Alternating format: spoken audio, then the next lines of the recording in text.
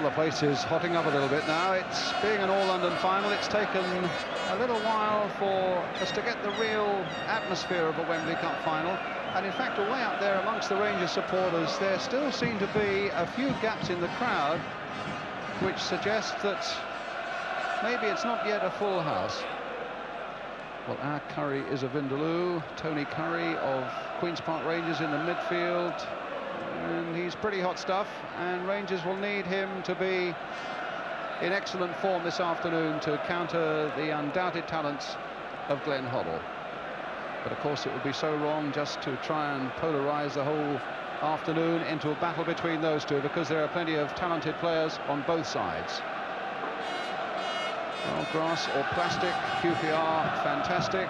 QPR, who play half their games, of course, on their artificial surface at Loftus Road, which really is the nearest league ground we have here at Wembley to here at Wembley, a matter of 3 or 4 miles away. Rangers enjoying their centenary and their first ever visit to an FA Cup final. They've won the League Cup in 1967 when, as a third division side, they beat West Bromwich Albion. Spurs have been here 6 times in an FA Cup final, and they've won it 6 times. Only Aston Villa, with 7 victories, have more. So way above, as the bandsmen play on, you get the overall scene. And what a marvellous picture it is.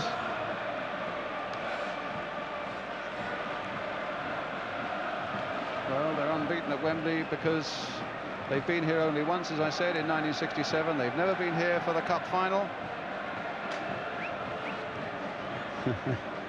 Well, these banners that we've seen over the years have become a traditional part of it now, Brian Clough, haven't they?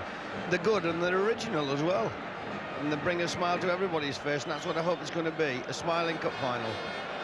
I think the game needs that maybe more than anything else at the moment. Well, with the situation in other parts of the world and football in general, lower me, I hope we can turn it on this afternoon. I just want what we used to describe as a smashing game. A smashing game between 2 London sides, the 4th all-London final in 15 years, in fact, and London clubs have won here the last 3 years: Arsenal, West Ham, and last year Spurs, of course. And at this time, if you were a manager down in the dressing room, Brian, as you've been so often on these Wembley occasions, what would Keith Birkinshaw and Terry Venables be doing now? They'll just be having quiet words with individual players. There's certainly no ranting and raving and shouting about. They'll be apprehensive and nervous. It'll be going through their mind if they've done the right things and picked the right sides and left the certain players out and played the occasional player that they know is carrying a slight injury. But it'll be a case of calming down and just reassuring and refreshing certain people's minds as to what jobs they're supposed to be doing. When I saw Mick Shannon on a programme with you, Brian, I think it was last night, I think he thinks that the best teams in the world just go out and kick a ball around a piece of grass. He has no idea whatsoever, that young man, of planning how leagues are won, how cups are won, and how clubs are built. Now the traditional cup final hymn, Abide With Me.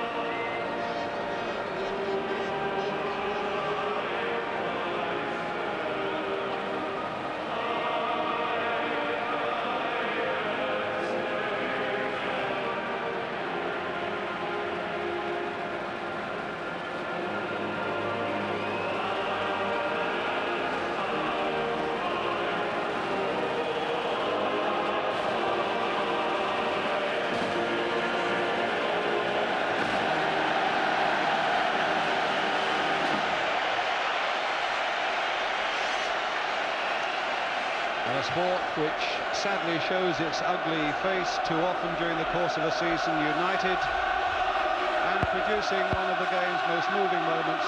Abide with me in the minutes leading up to a cup final. The battle to get here, intense for both clubs. Spurs by way of Arsenal, Leeds, Aston Villa, Chelsea and Leicester.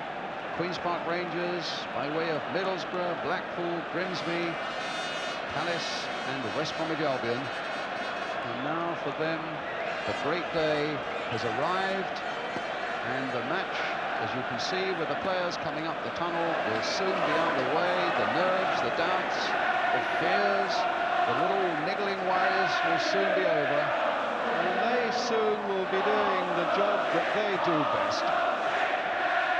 The two managers, Terry Venables there on the left, and Keith Birkinshire, poles apart in terms of their personality. Terry, a right extrovert, Keith, a very private man. And here they come out into this enormous volume of noise.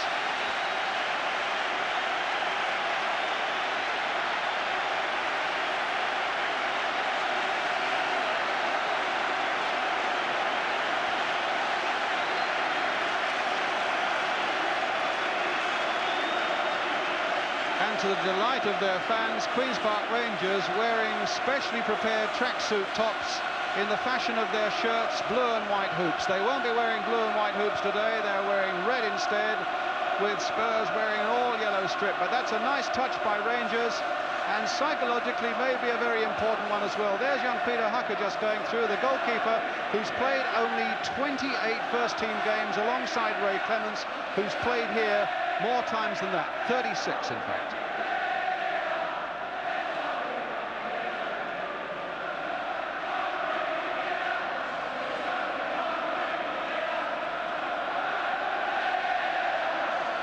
Spurs, who a couple of months ago looked as though they might win as many as 4 trophies, one by one they've gone away. The League Cup, the Cup Winners' Cup, and now they're left with this, the FA Cup. And down in the tunnel you can see Her Royal Highness Princess Anne. The teams will be presented to her.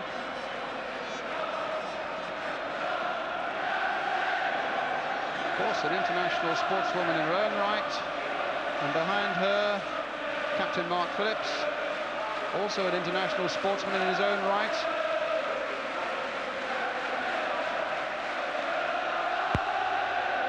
And on the right as we look, Bert Millerchip, chairman of the Football Association, coming out with Her Royal Highness.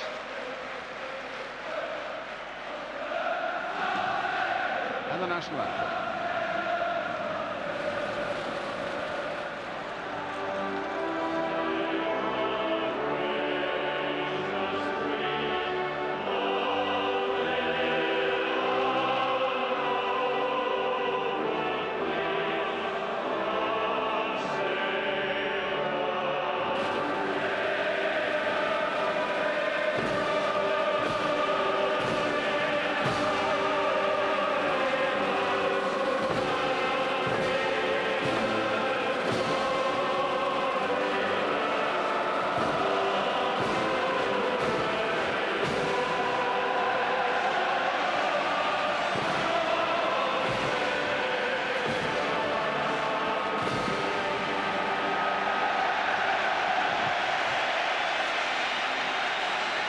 First of all, to meet the players of Queen's Park Rangers,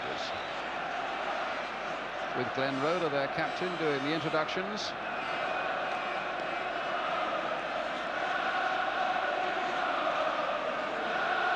Having a word with John Gregory there, Simon Stainrod alongside. I've not seen Peter Hucker, the young goalkeeper, stop smiling since he came out of the tunnel, which says a lot for him, playing in his first Wembley. He said, I'm going to go there and I'm going to enjoy myself. Mike Flanagan.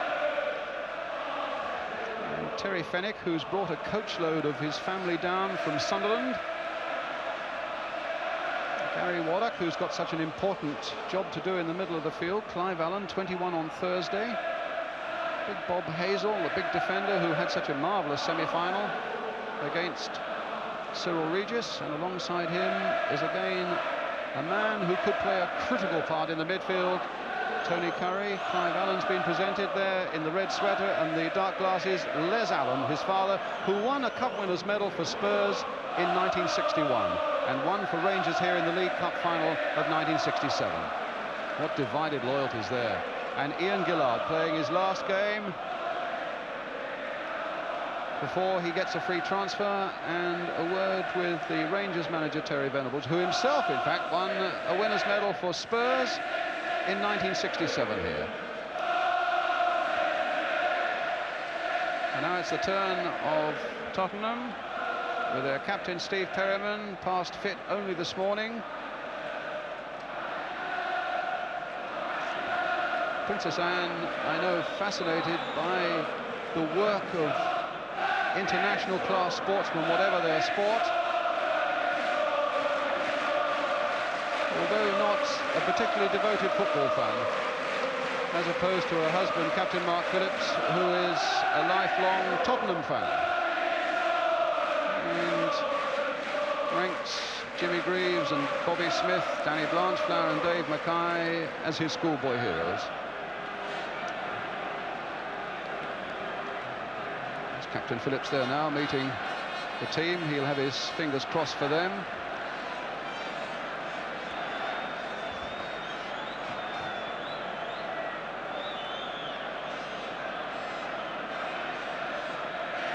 Spurs, of course, without Ricky Villa. Sadly, Keith Birkinshaw felt that it wouldn't be right to play him with the situation as it is in the Falkland Islands at the moment.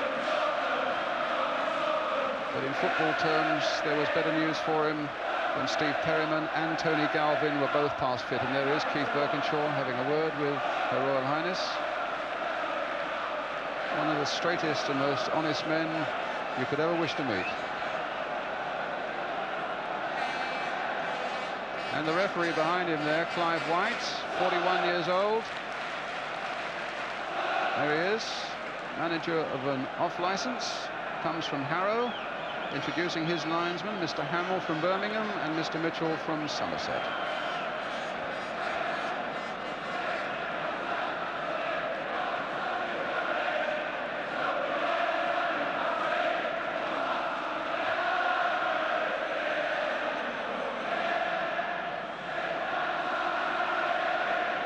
Well, Her Royal Highness seems thoroughly at home and enjoying the whole atmosphere. Mr. Bert Millichip.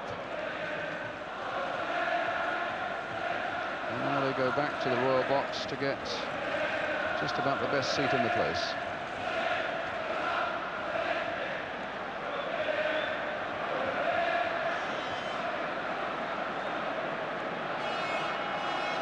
And as soon as Her Royal Highness is gone, the teams will peel away. And then it'll be time to get down to business.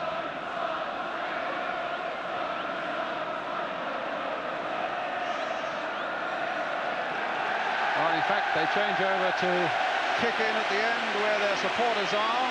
Here are Rangers. They really are snazzy tracksuit tops they've got.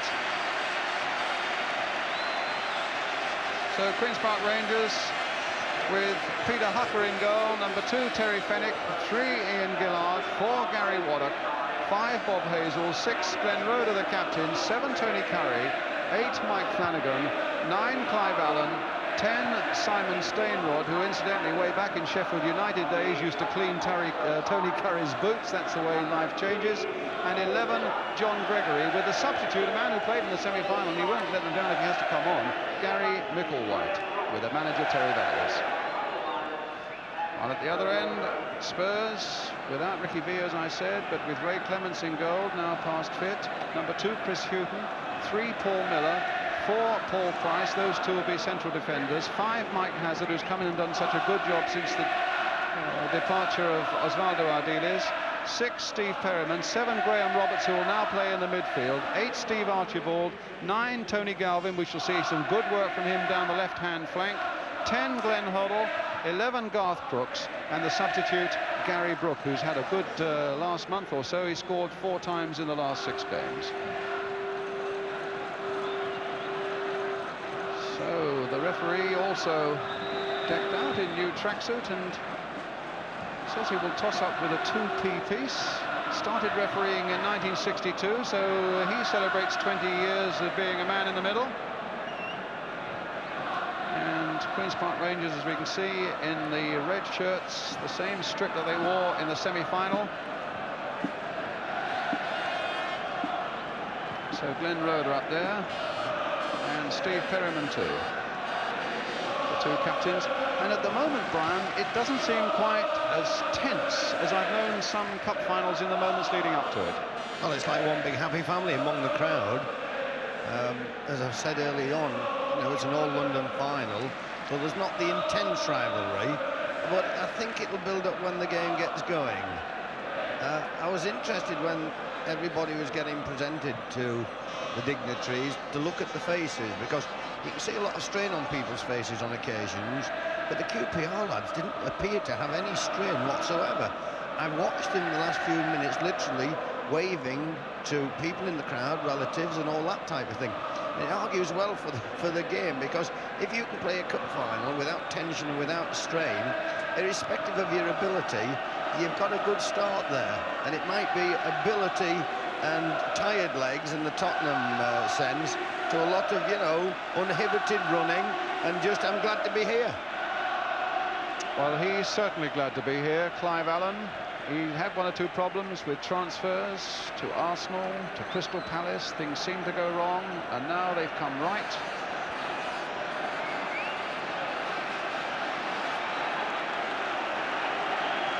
So the 1982 FA Cup Final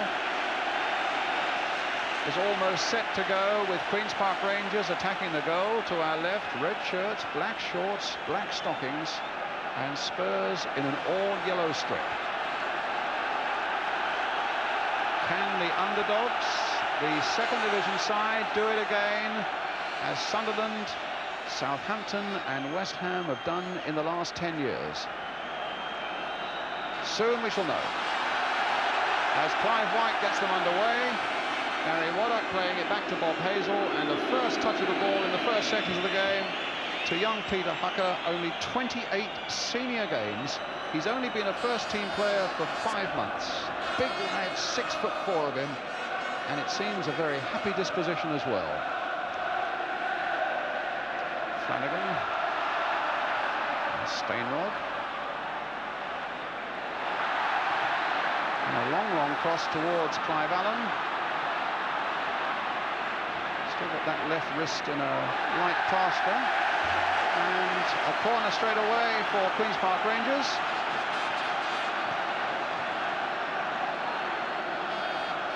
Curry will take it. Bob Hazel up from the back, leaving only Ian Gillard and Glenn Roeder back. Curry with the corner, and needing a slightly longer run-up than the advertising board would allow. But Curry with the corner, they're all getting in there. Nobody got a touch, and Flanagan couldn't get there to turn it back again, and a goal kick for Tottenham.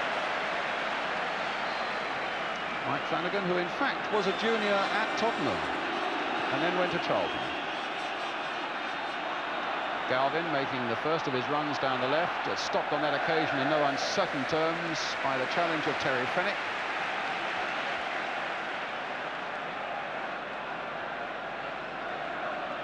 Clive Allen limping a little bit, I noticed. He got a knock maybe there when he challenged for the ball that went finally for a corner. Here's Ian Gillard. What a great servant he's been. About 500 games for Queen's Park Rangers. Stainrod jumping for that without a real chance of getting it, but here's Waddock with it. And the challenge was too fierce there. And it's going to be a free kick. Taking again there. And Clements, just as Allen was coming in.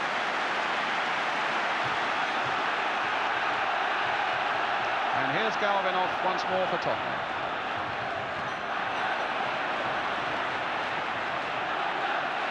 Curry going across.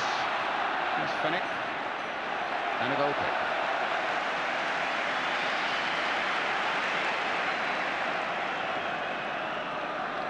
So Tony Galvin, who had a bit of a thigh strain for the last 2 or 3 days that was worrying, has been able to stretch himself down that left flank in the opening 3 minutes of the game.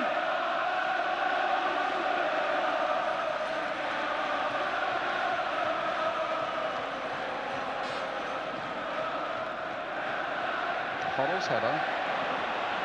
Hazel.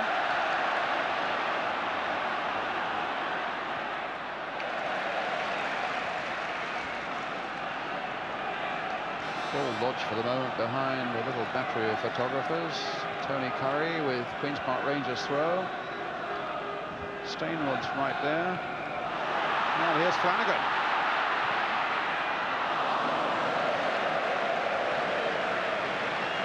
Spurs at the moment in defence looking as though they need to organise themselves a little bit, Brian.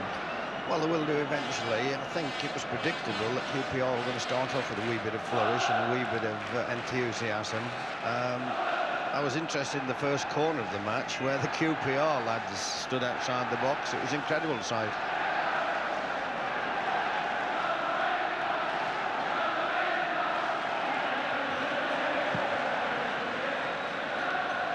This will be Ian Gillard's ball. Touch there for Flanagan. And now for Roda.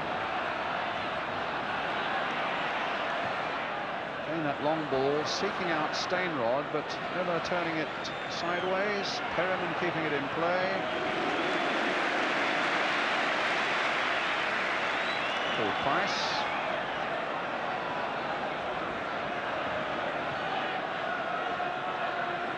Miller.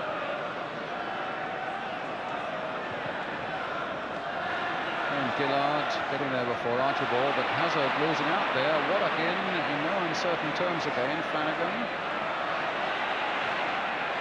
Well, that'll ricochet nicely to Roberts. Powerful man and difficult to stop. Fenwick in the end, turning it back to Hucker.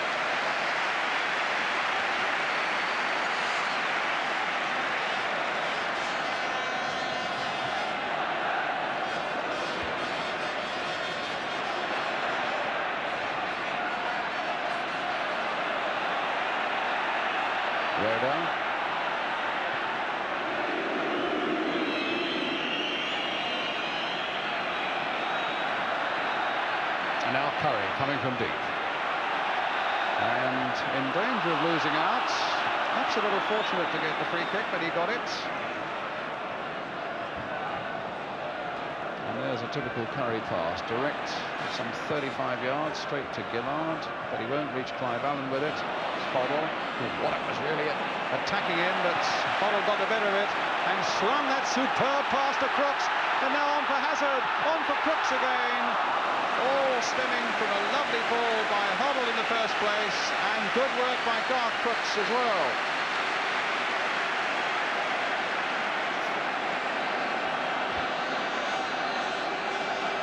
Crooks doing some good work there, and then not quite getting the rebound.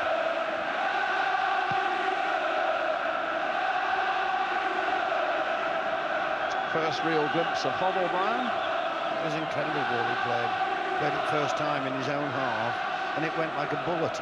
And Crooks actually didn't have to move. If he hadn't got his chest there, it knocked his head off. So Stainrod with Queen's Park Rangers throw, hoisting a long one into that Spurs area. Hazel was right in there. Hoddle with a backward header to Waddock. Goal kick. Republic of Ireland international, Gary Waddock.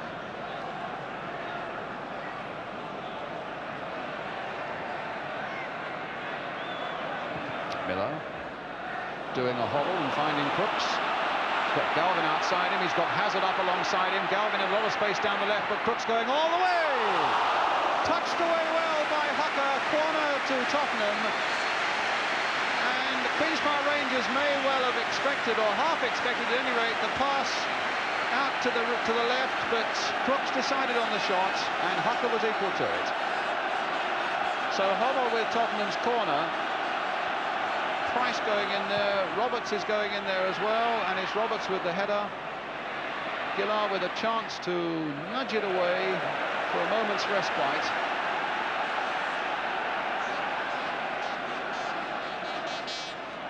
Hazard.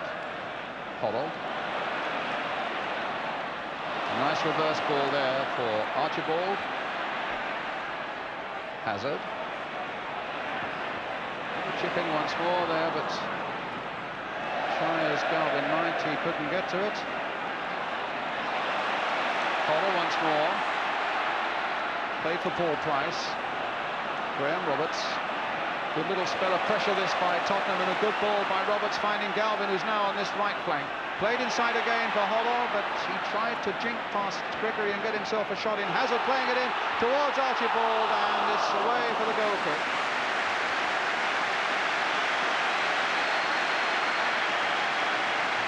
When you think of the troubles that Spurs have had with no Ricky Villa and 1 or 2 injury problems, you tend to overlook the class and the talent that remains, and that was a very good little attacking spell by Tottenham. But now here's Clive Allen. They kept possession lovely, Brian, and it's a sign actually of a good side with talent, obviously. If you can keep possession of the ball in a Wembley Cup final, the team that has most of the ball invariably wins. Well, it's Spurs with the ball at the moment in the shape of Paul Miller.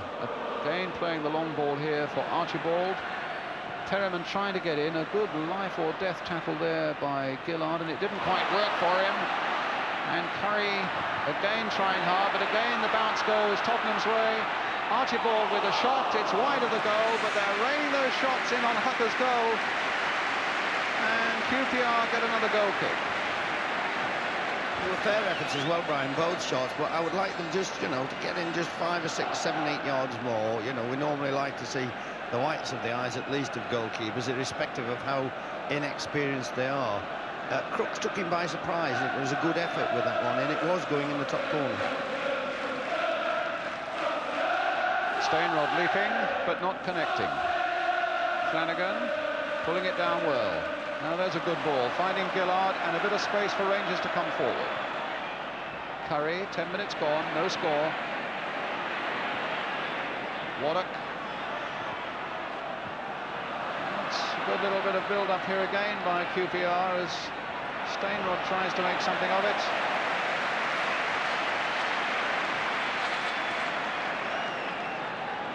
Perriman's throw.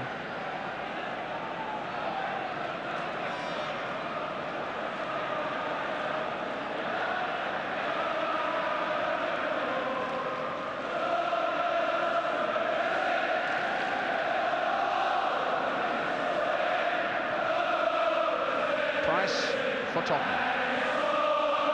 The favourites, Queen's Park Rangers, offered at something like 3-1 by the bookmakers today. Gillard. Hoddle. And Roberts playing it there to Price. Hoddle getting it nicely from Archibald. Crooks trying to play it again for Hoddle. That should be Hazel's ball, but he lets it go through to Hucker.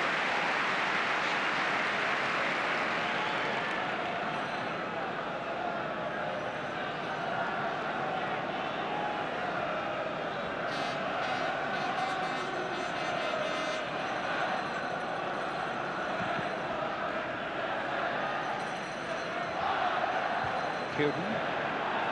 Whoops. Gregory there. Schroeder.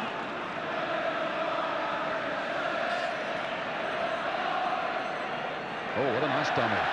Completely fooled Hazard there, but the ball not quite getting through to Flanagan before he was assaulted by Miller. And a free kick to QPR.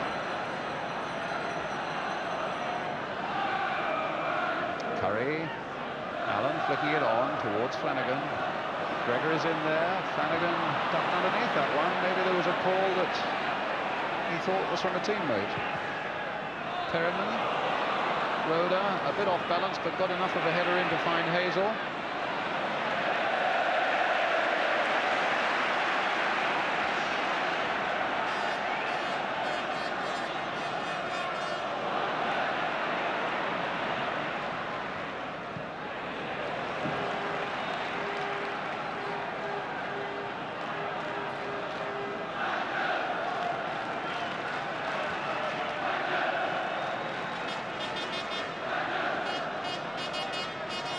Tony Curry.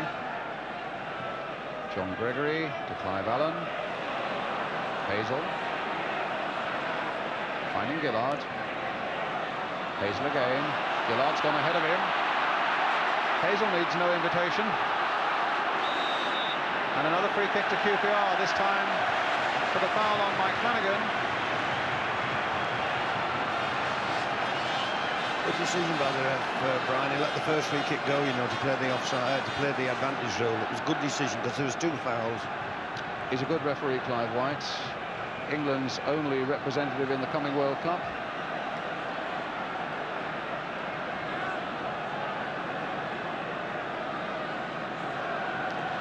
Well, Terry Venables promised 1 or 2 surprises up his sleeve, and he is usually a bit cunning when it comes to free kicks. I wonder if we're going to see something now. It's Curry on the ball, it's Flanagan with the shots, but it's Clements with the save.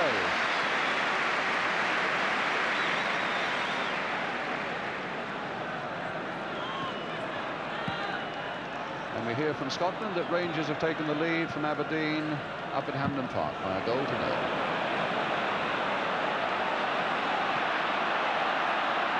Roda holding off Crooks. Tottenham's throw.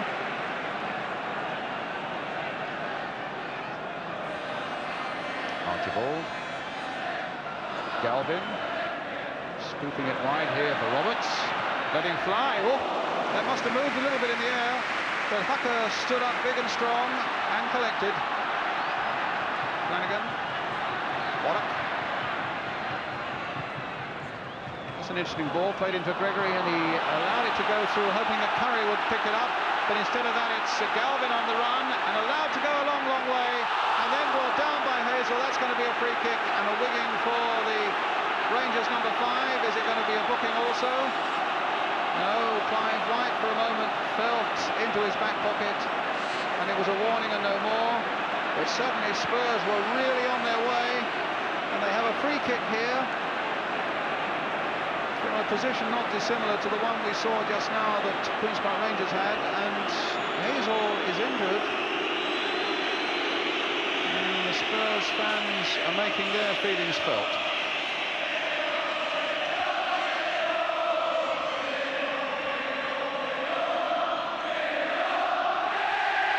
Rangers came to this game in a good little bout of form. They'd won 5 of their last 7. As opposed to Spurs coming here having lost their last 3 and lacking a little bit of momentum, but certainly in the opening quarter of an hour Spurs have looked full of confidence. So there's the Rangers wall lined up, and on the far side Gary Micklewhite, the Rangers substitute, just doing a little bit of warming up just in case he has to come on in place of Bob Hazel. Micklewhite, who's a midfielder, and they certainly wouldn't want to lose Bob Hazel, big, strong, dominating factor in their central defence at this stage of a cup final. But he looks okay to go on, but they must now beware Glenn Hoddle. There's Hoddle, and it's wide. So the wall was perfectly formed. Even the bending ability of Glenn Hoddle couldn't find the angle. So it's Hucker with the free kick, and you can see just how wide it was.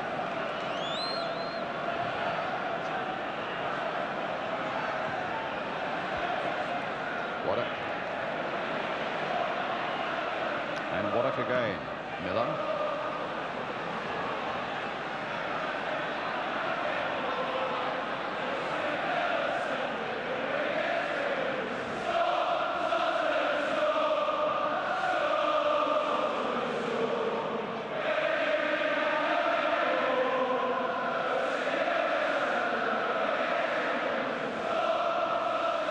Stainrod beaten by the persistence of Perriman there.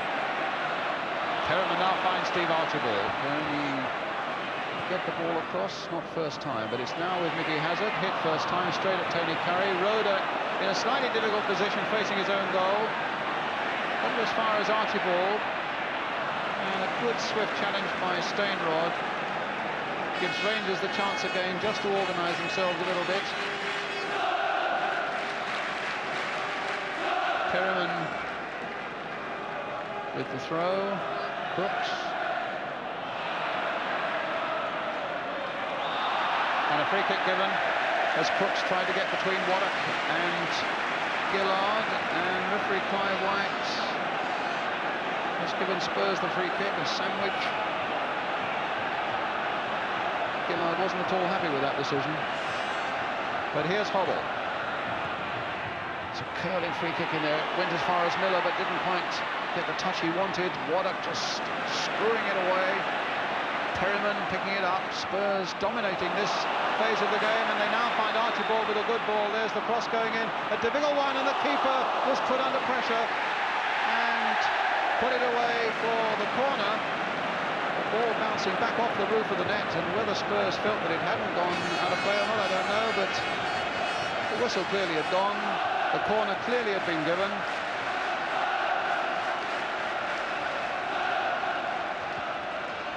Hazard, bit of space for him. Hits a good ball. Needed to be turned away, and was turned away well. Roberts turning it back in once more, and Archibald got the little flick in. Hucker got it away. All academic because the whistle had gone. But certainly Peter Hucker with plenty to do, and it was a great shot by Hazard. Hit it really well and just parried there by the young keeper. Certainly have plenty to do so far, Peter Hucker, Brian. He's doing remarkably well, but I'm sorry I harp on about it. They're giving him plenty of time to see the ball, and they're weaning him into the game, actually. And there have been some excellent shots, but he's dealt with them well. Not so much the last one, because he poked it up in the air, but he certainly had a touch of the ball, and his confidence must be now 200% more than when he walked through the tunnel at 3 o'clock. I don't know how long he can keep it up.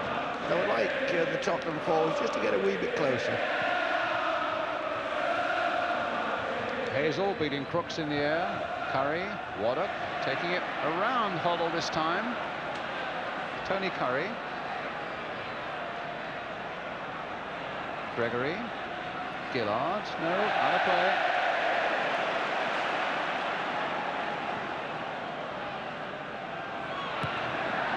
Just in play.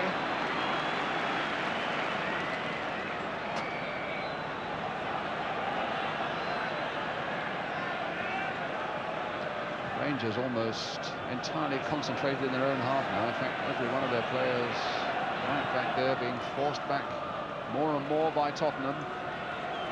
This time it's Archibald squirming his way through and penalised on the way to give Spurs another free kick. Once more, Paul Miller and Graham Roberts are coming forward into that Rangers penalty area. Here they are, the two big men who might well be the target for this free kick from Glenn Hoddle. Curled there, a little too close maybe to the keeper, although in the end it was Hazel, and the ball must have gone over the byline before the Rangers number 5 made contact. It's a goal kick. I think it's interesting, Brian, despite the fact the young ginger lad standing next to Hoddle at the moment, he's not doing a man-for-man marking job at all, you know. I think he's allowing Hoddle to play his game, and he's playing his game in the part of the field also. Jump by Stainrod. Houghton has had little to do so far. Gregory. Oh, that's going to fall straight to Perryman. Spurs absolutely dominating it at the moment. Hazard. And Waddock playing it back once more to Hucker. Rhoda.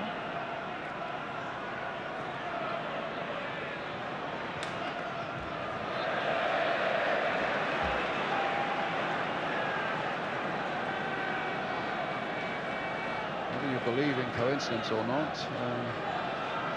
QPR stayed in the same hotel down near Croydon as Sunderland did in '73 and Southampton in '76 when they both came here as second division sides and won. At the moment, QPR looking anything but a good bet. But they're still 0-0. There's still a long way to go, but they are being pushed back more and more by a Spurs side that seems to be growing in confidence. But at the moment, it's Curry on the break. Clive Allen after it, and Clements needing a little bit of unorthodox goalkeeping to get it away. But here's Archibald. Can he keep it in play? Gillard's going with him. It's Tottenham's throw. Perriman will take it.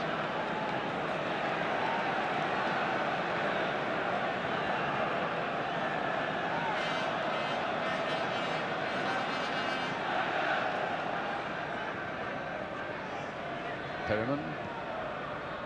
Hollow. Played in for Hazard.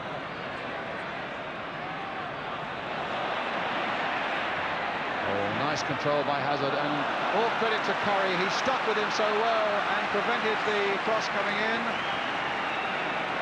And Hazel is down and injured again. You can see him there in that Queen's Park Rangers penalty area. Well, I don't know whether he was injured just then. He was certainly injured a few moments ago, as you remember. Now, whether he's got a real problem, I don't know. But if he has, that could be a real problem for QPR. So, Terry Venables in the centre of the picture there, the Rangers manager, who's got a marvellous tactical brain.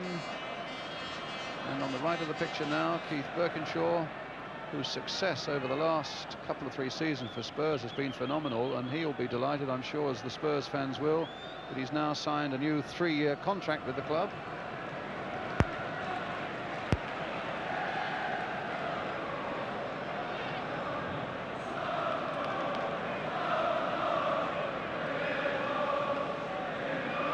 Well, whatever it was, seems to have been put right.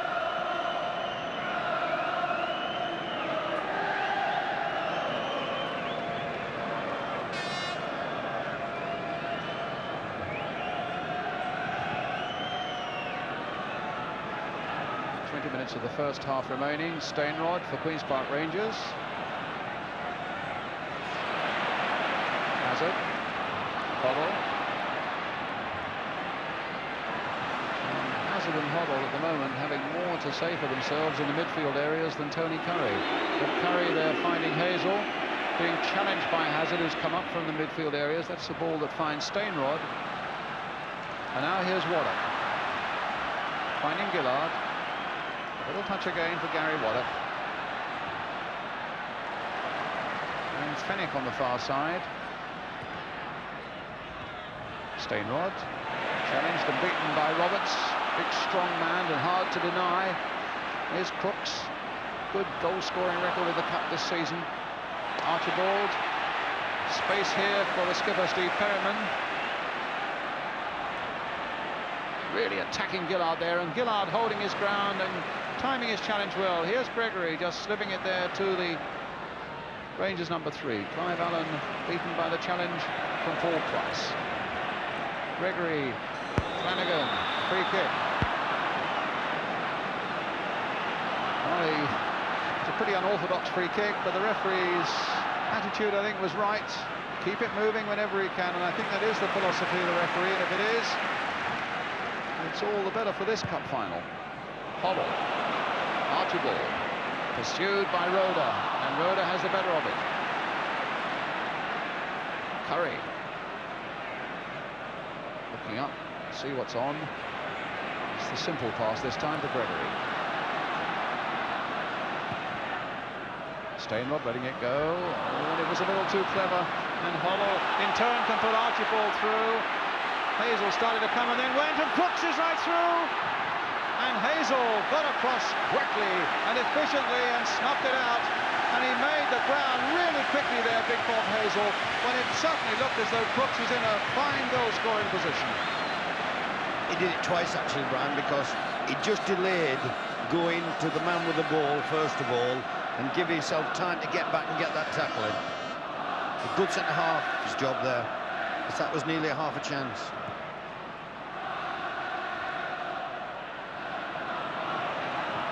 Rangers, of course, with another centre-half, Steve Wicks, sitting on the bench, ineligible for this game. So there's real competition for those back four places at Loftus Road at the moment, but Hazel did a marvellous job there. Here's Crooks again.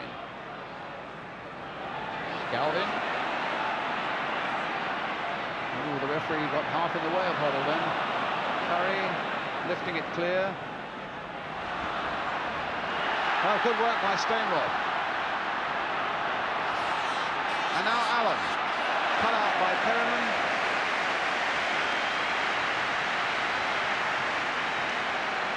It's opening up a little bit. It's still 0-0 with 28 minutes gone. Curry, bit of space now to consider something. And he's picked up Gregory on the far side. The header coming in, and Stainrod hitting it first time, which may not have been the best thing for QPR. Just behind him was Clive Allen.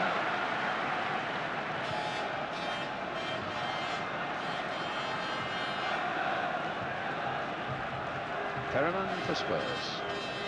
Paul Miller.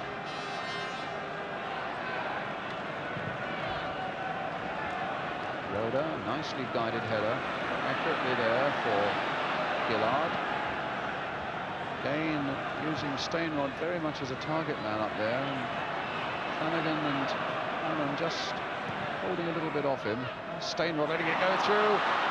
And it's 2 or 3 times they've tried that little dummy, and it was within an ace of working then. Stainrod's little dummy, and Allen and Flanagan just behind, hoping to capitalise on it. If Allen hadn't have been standing stationary then, that could have been dangerous, but the young man wasn't with it. Well, here he is again, but he didn't make a contact there. And he didn't stop Miller there, but Curry has. Miller threw a little hard and is being called to the referee for the challenge there on Tony Curry.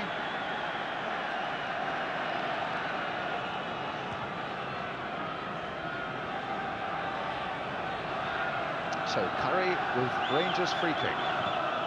Trying to pick out Flanagan on this side. Flanagan getting his header in well. Here's John Gregory. Handball by him as he tried to control it.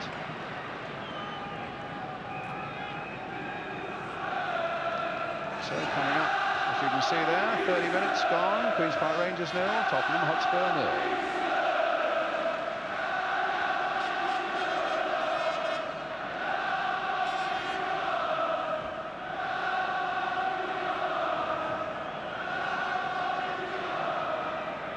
Miller.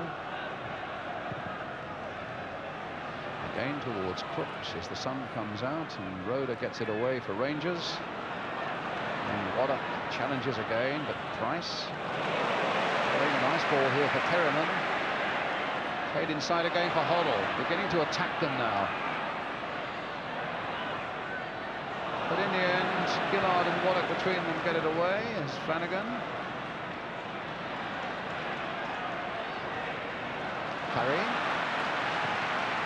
What a good deep ball there. Fenwick on the far side. And Hazel has come up from the back. The big number 5 has gone on the overlap. Here's Clive Allen. But Price getting it back calmly and comfortably to his goalkeeper.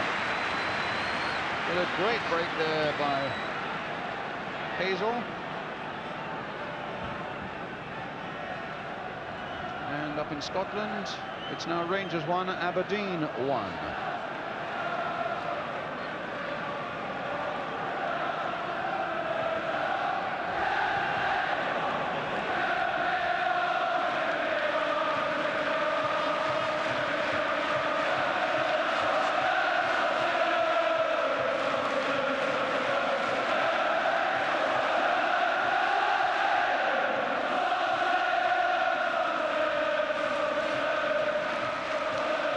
Perriman with the throw as the fans find their voices. Hoddle. Perriman. Miller. Oh, it's over Rhoda's head. Oh, and Archibald suddenly found there was a chance there, but couldn't finish it off. It was always one of those tantalising crosses, and Glenn Rhoda backing away and didn't quite get to it. The bounce suddenly went Archibald's way.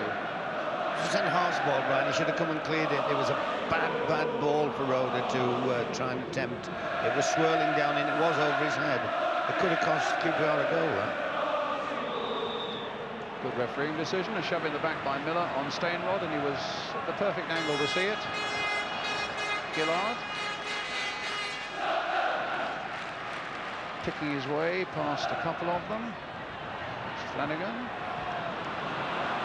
Archibald for Brooks. Hazard outside him. 4 Spurs are forward, and Rangers are in trouble getting back, but the flag is up for offside against Archibald. Good decision by the linesman on the far side. Little doubt about it, in spite of the protests of Spurs Scottish number 8, Steve Archibald.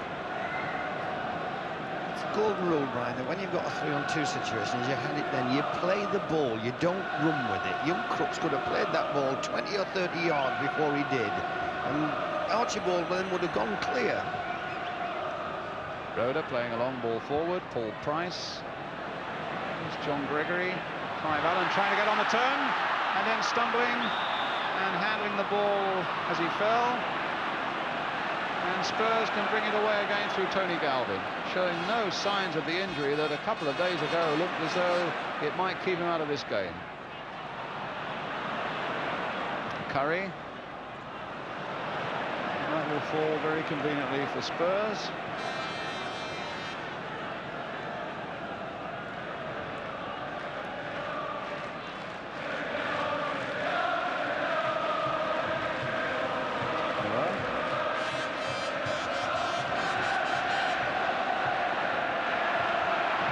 Being forced back by Waddock.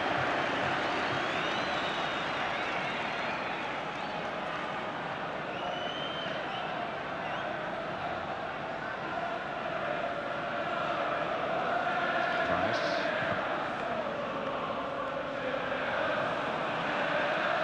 Hazard. And again it's Hazard.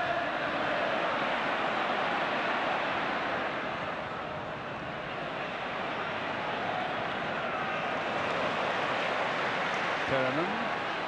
Oh, misread that a little bit, and Roda is able to break away now convincingly here for Queen's Park Rangers. He's got Flanagan alongside him. It just wants the little ball, and he missed a glorious opportunity of putting Flanagan away, but Flanagan in the end turns it in, and Clements gathers quite successfully.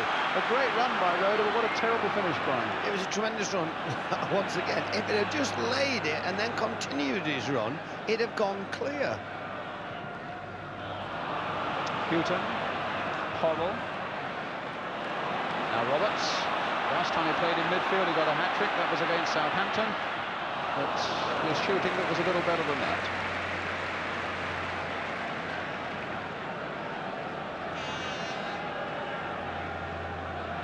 Well, it was certainly a bold, brave breakout there by the Rangers captain Glenn Willock, who's still annoyed with himself because he knows that a more sensible last pass to Flanagan could well have put him in.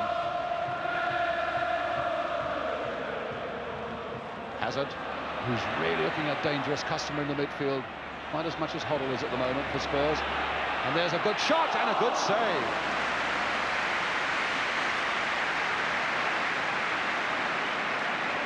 Curry.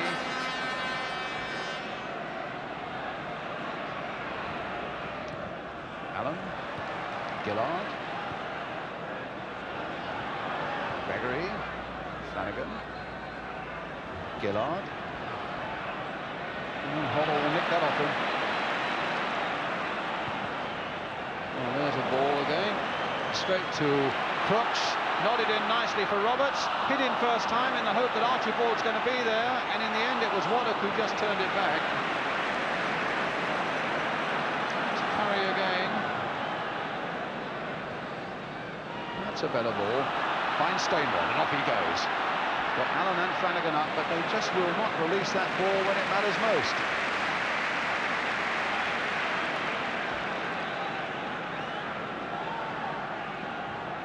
About 8 minutes of the first half remaining. Still Queen's Park Rangers 0, Tottenham Hotspur 0. Miller. Crooks, nice touch inside again for that dangerous man Hazard. A little dummy.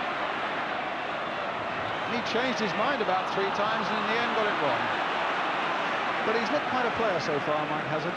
He's playing quite well, actually. He scored a magnificent goal against us early in the season when he'd just come into the side.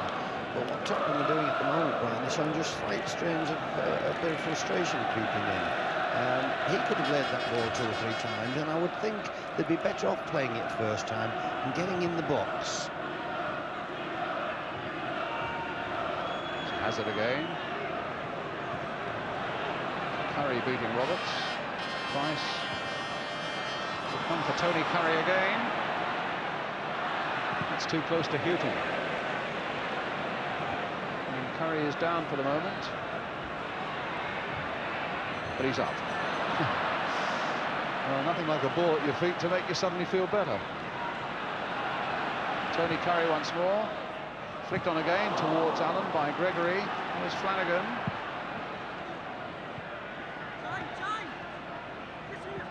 Oh, what a good ball by Flanagan. Fenwick playing it in. And now Galvin. Brooks versus Hazel. Hollow. Well, they tried to get Galvin down that left to no avail.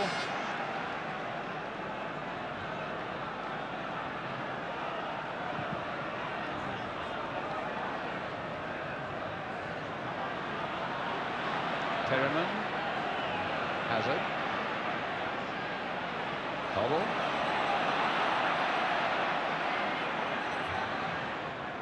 and Rhoda comfortably away. Waddock.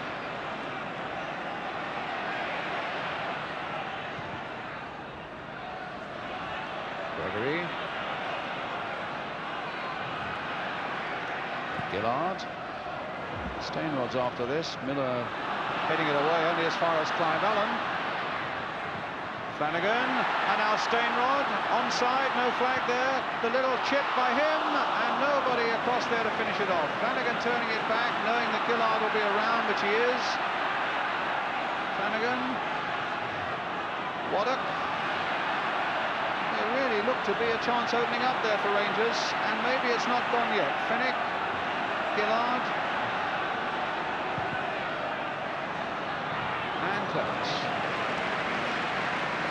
Stainrod crossed the ball there. I think he was more obsessed with the chip than finding a colleague, actually.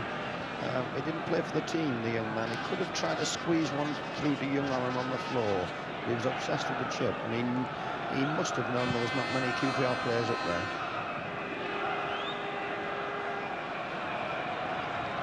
Gillard.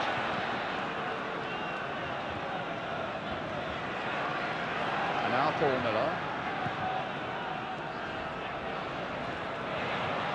It's going to be a Rangers throw.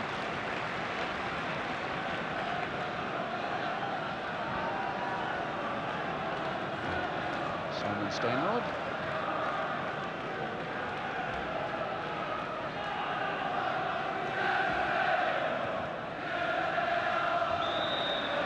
Foul by Roberts on Waddock, free kick to Rangers.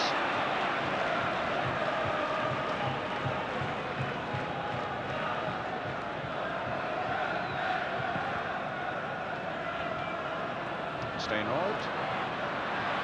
I thought for a moment he was getting in behind Perryman, but he ran out of pitch. Certainly had a prolific season, Stainrod, 25 goals to his credit. But then so is this man, Steve Perryman, culminating with Footballer of the Year and now captaining a side again in the Cup Final. Fenwick paused for a moment there, but in the end got his challenge in. But Spurs get the throw.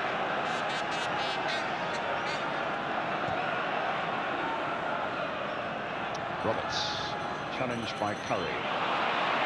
Now, Houghton keeping that in again for Curry. Oh, that wasn't a good ball by Tony Curry. Hoddle taking advantage of it, and in the end, Curry, knowing that he'd made a terrible mistake, managed to get back there and nod it back to his keeper. Here he is again. Now, that's more of a Tony Curry ball. We really, in truth, haven't seen so many of them. That sort of ball has come from Glenn Hoddle so far this afternoon. Galvin to Hoddle. Hoddle dispossessed there, and here's Curry again, but he played it straight at Roberts. Roda.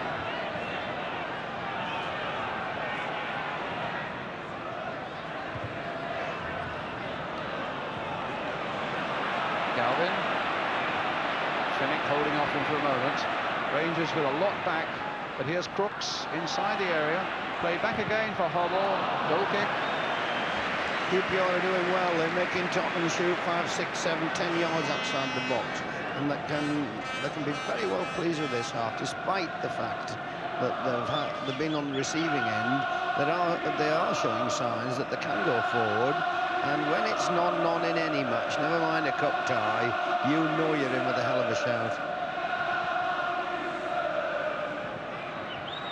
And you think it's looked not too unreasonable so far for Queen's Park Rangers then? Well, I think they've defended quite well, and I think they've made Tottenham shoot from 5, 10 yards. The goalkeeper's done remarkably well, but never really been under any pressure. And I think Roda's having an excellent game in the heart of the defence. In fact, he's their best player, if not the best player on the pitch at the moment. Glenn Roda. Well, there's Roda going in again, getting his header in, looking for Clive Allen, having a tussle and an unfair one there with Houghton, which gives Spurs the free kick. They've taken it. They might take advantage of a little bit of space here as Houghton, the fullback, comes in. But again, as Brian saying, they're forcing them to shoot from outside the box.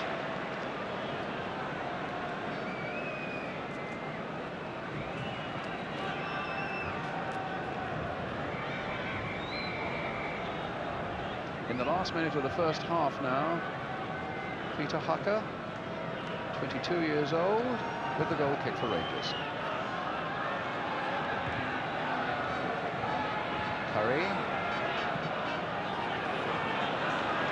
Galvin. That's Price.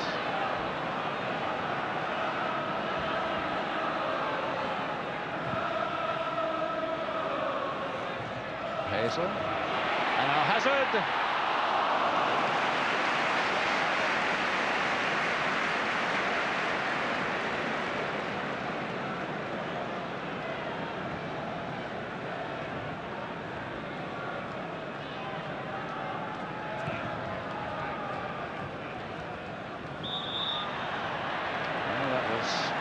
Paul Price hanging all over Simon Stainrod, gives QPR a free kick in the last seconds of the first half.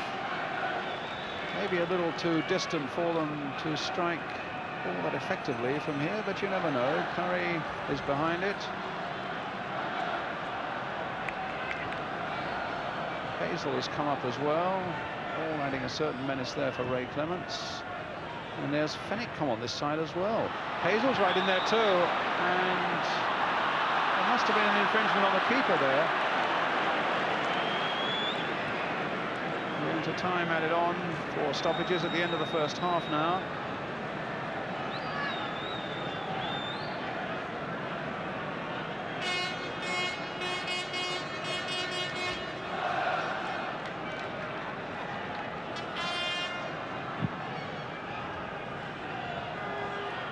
Roda.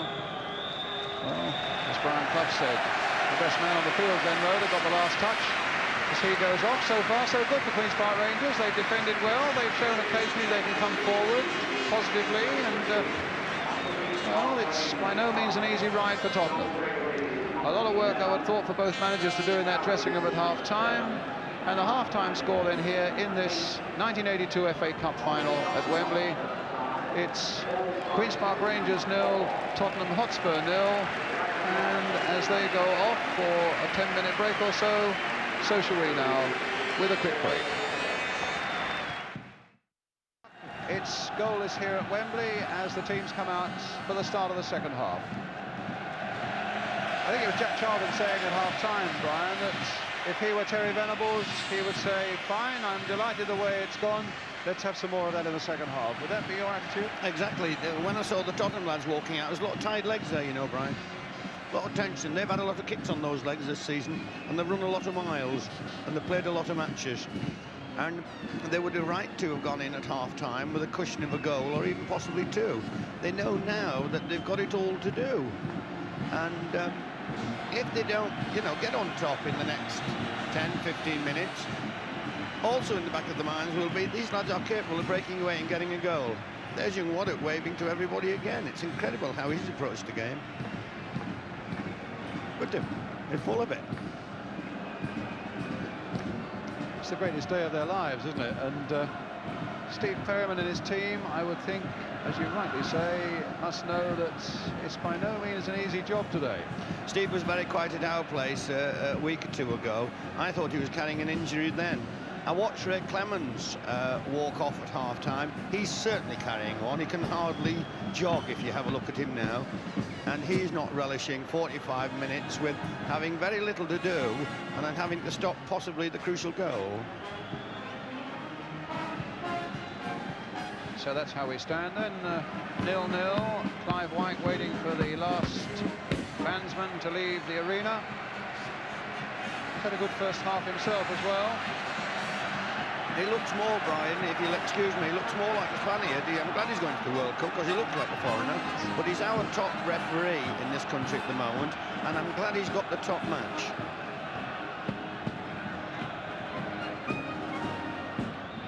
Well, let's see now how things go. Certainly Queen's Park Rangers will not want a replay. It will upset an awful lot of plans because they are due to fly to Tampa in Florida on Monday.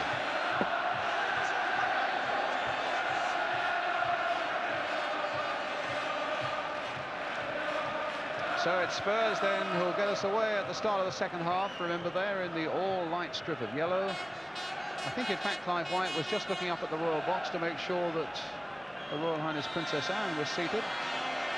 Well, now we are away.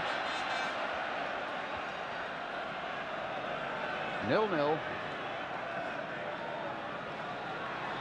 Rangers in their first FA Cup final. Fenwick getting it away.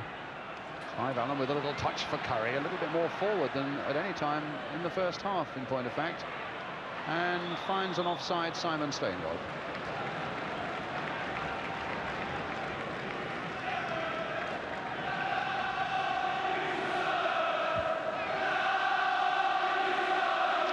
Princess Anne sitting on the left as we look is the Queen's Park Rangers chairman, Jim Gregory, who normally likes to leave a game 10 minutes from the end if it gets a bit tense, but I think Jim won't be allowed to do that today.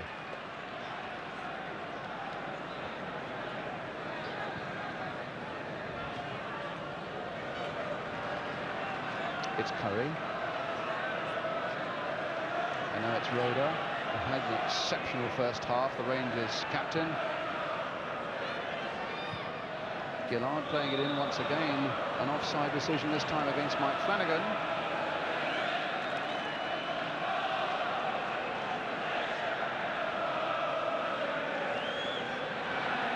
The sun out brilliantly now. There is just a little breeze there, but there'll be fairly grueling conditions as the afternoon wears on. Paul Miller playing it forward now for Tottenham, but straight to Tony Curry. Some 10 times here for England at Wembley. Here he is again.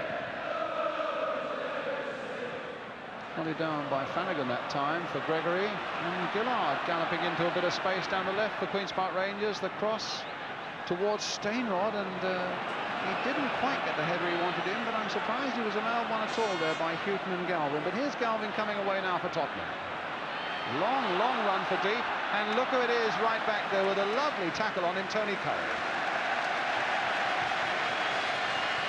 He did well there. He did remarkably well. He acknowledged the cheers because you don't see him doing that very often. If he'd have been doing it 5 years ago, he'd have had more than 17 caps.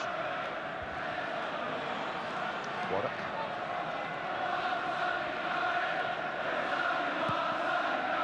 And onside, Clive Allen this time, but Paul Miller's there. They're sticking out the foot. Roberts now finding Hoddle, looking to set something up for Garth Brooks. But Hazel's gone with him. And he's a really ferocious competitor, Bob Hazel. On that occasion, getting on the wrong side of the law, conceding a free kick. But he and Roda are going to take some beating down this afternoon. But a free kick now, which Hoddle will take. And the big men are up once more from the back. Price is there. Miller's there. Roberts is a little deeper this time. Price making a little dash towards the near post. And now he's come back. It's Miller making the dash in there this time. Tony Curry.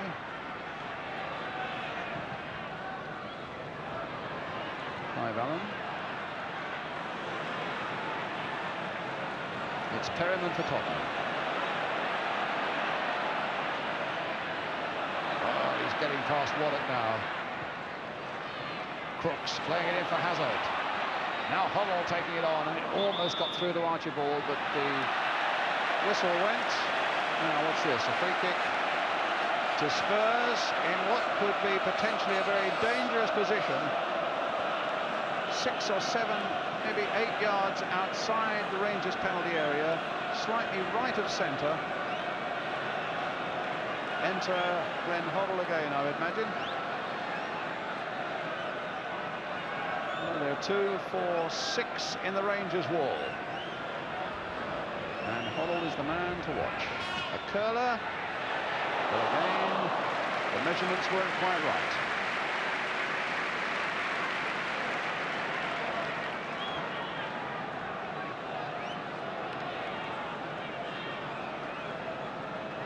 Just while we've got a second, Brian, I would think Terry Venables he's up on his feet there and he's looking so off. I think he's going to get young Clive Allen off. He hasn't had a kick since the match started. Well, I don't know whether you remember, he took a knock, didn't he, Brian? We saw him limping in about the first minute of the game. Whether he's been hiding an injury since then, I don't know. Possibly. But they are certainly getting Gary Micklewhite ready. Well, he's been ineffective since that first knock, if he got a knock. And he's challenging for the ball in a cup tie. They've left a lot to be desired. I would say the lad's going off. Yes, they look as though they've got number 9 ready, and well, what a sad week it's turned out to be. He was celebrating his 21st birthday on Thursday. He's got all his family here, including his dad, who played for Spurs in a cup final and won. And it's just a matter of time now before he goes off. He knows it now. Here's Roda.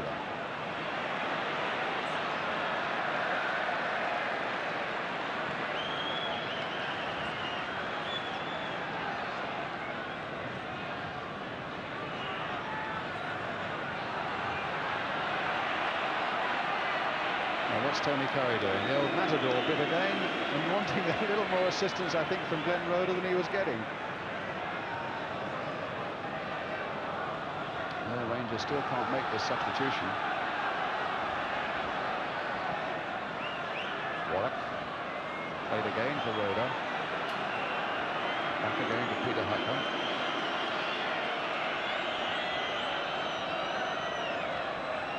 Where does young Micklewhite play, Brian? He's a midfielder. He'll go centre forward.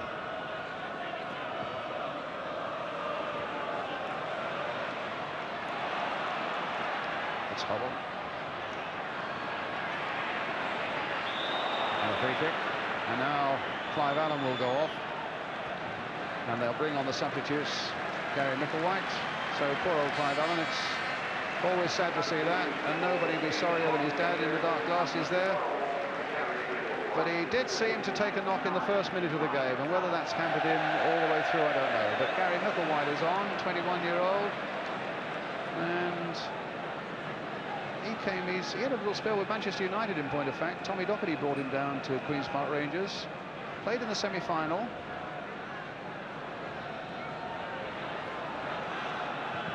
And Clive Allen feeling a bit dejected about it all. But that was a good little break there, suddenly appearing for Queen's Park Rangers. But now Spurs getting it away. Houghton, Curry, and another free kick to Spurs.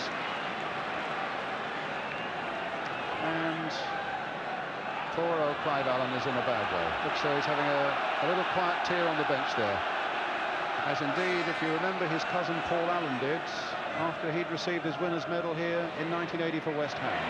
Well, here's Galvin on the left flank now, and oh dear.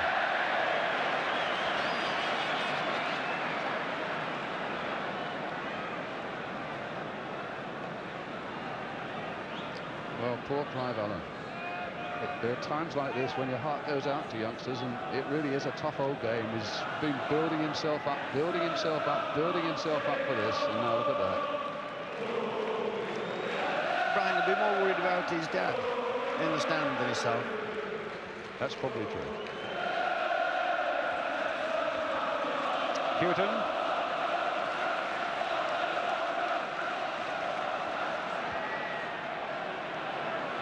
Price. Perryman. And now Hazard.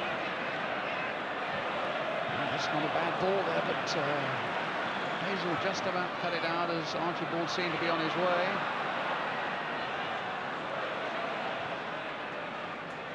There's Curry's head away. And now Rodas. Now Steinrod. He's got Micklewhite up as well. Stopped right at the end by a good, firm Tottenham challenge. And Archibald takes it up at the other end. Hazard. All balance and cheek. And a useful little left foot there, and a touch by Hoddle that didn't quite come off. Warnock.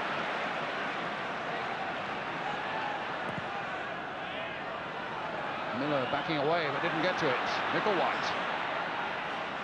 Flanagan. Micklewhite again. Ooh, that's an interesting ball there for Gregory, but he meant to aim it in towards Steinrod, and the final header was off the mark.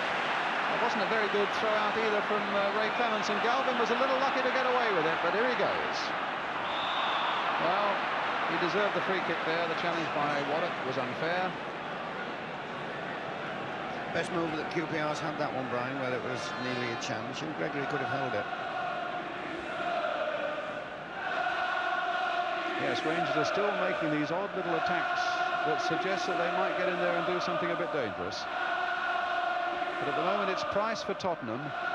Everything now compressed inside Rangers' half of the field. Crooks. Houghton. Hoddle. And now Galvin.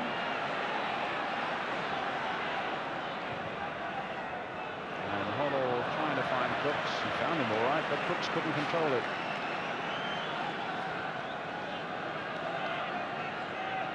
And the game developing into a very interesting one the longer it goes on, with Rangers holding on, and you wonder whether the underdogs will in fact find that arrow to pierce the hearts of Tottenham. But there's always a suggestion that Tottenham's extra skill might just win the day. It's a beautiful balance.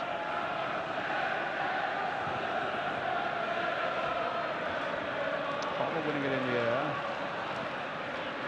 Back to Roeder again. Fine game. Steinrod, the touch for Curry. Back again for Simon Steinrod. Waddock. Trying to curl that for Gillard, who won't relish the thought that he's got to go back there and retrieve it. They want to keep the momentum going forward, and back they go again, though. All the way back to Hutler.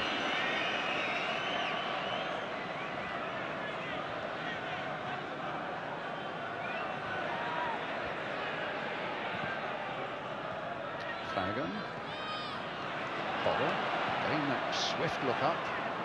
And notice that Tony Curry is right back there, deeply involved, deep in the defence, showing no signs of that very sore Achilles that has kept him out for a number of weeks until he came back for a first-team game last Saturday.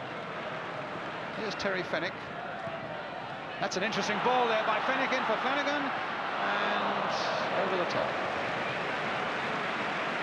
Nice little ball played in there by Terry Fenwick. It was a beautiful ball. It was a beautiful ball from Curry initially, and then another good one. Flanagan should have done better than that. He was shooting off balance, bad angle. Two of his colleagues were running into the far post, and they were a little bit annoyed. He should have done better than that.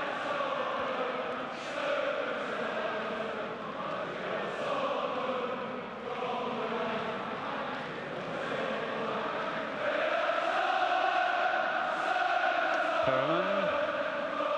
Archibald.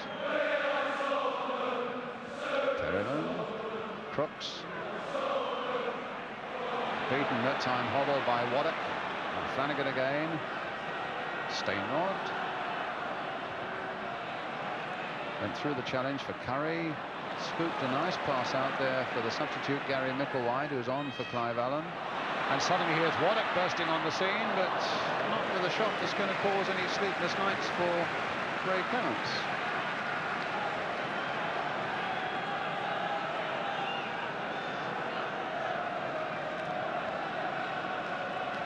Dropped into a bit of a trough at the moment, the game, hasn't it? It wants something now to get it on the move. It wants more goal-mouth thrills, obviously, and in any game, Brian, it needs a goal to lift the game. Curry's dropped a little bit deeper, and I don't think Roberts is in the game as much. I think they're both, you know, settling at the moment and just being extra careful. Rhoda, Curry, Hazel. Now Gillard, Flanagan, Micklewhite,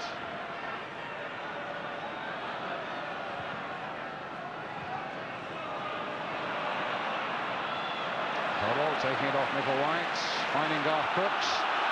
Hazard's up ahead of him. Here he is. Archibald's ahead of him. Here he is. Hazard. All for nothing. Perelman trying to retrieve that situation against Gregory. Does so well. The little cross. Rhoda there for Rangers. Houghton. Waddock. The long ball clear. Stainrod's after it. Clement says, leave it to me. You can imagine, Brian, the tension out there, and you can imagine the reluctance to take any risk. You know, they've come a long way to, you know, lose this match over a silly mistake. They've been playing since January, the beginning of January. It's a hell of a big day, and nobody wants to commit themselves too much. That's where the element of caution comes in, and it's inevitable it comes in. It's human nature it comes in. A little bit of shenanigans there between Waddock and Roberts. Waddock offered his hand. I'm not sure that Graham Roberts took it, but he's certainly going to be happy with the free kick. I think the young man should be delighted he didn't take it. He'd probably kick it off if he holds it out again. Right, Paul Miller with the free kick for Tottenham. 0-0. Just over a quarter of an hour of the second half gone. Now Price. Gillard reliably behind it once more. Waddock getting in there, just poking it away. A little bit of respite, no more. Houghton trying to make something of it. Here's Hazel. And Curry taking charge once more. Picking up somebody's boot on the way. Or is it a shin guard? Well, that was dangerous. Curry delaying it, and it hits against Archibald, and it's Ian Gillard, in fact.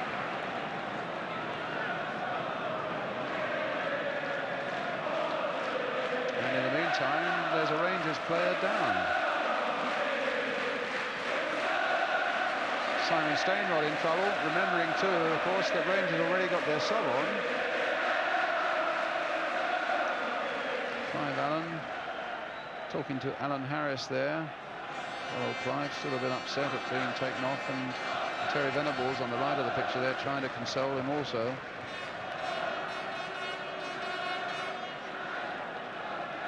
Well, the Spurs bench have been through it all. The agony of watching a cup final. In fact, Keith Birkinshaw, only last March they were here in the League Cup final against Liverpool, where they led right to the last, until Ronnie Whelan had his say. Well, Simon Stainrod's all right to go on.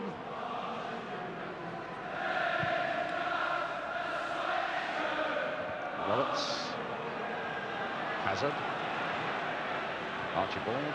Hazard. Stopped by Curry. Here's Flanagan. Gillard. Final that's being seen all around the world. They say something like 400 to 500 million people watching this.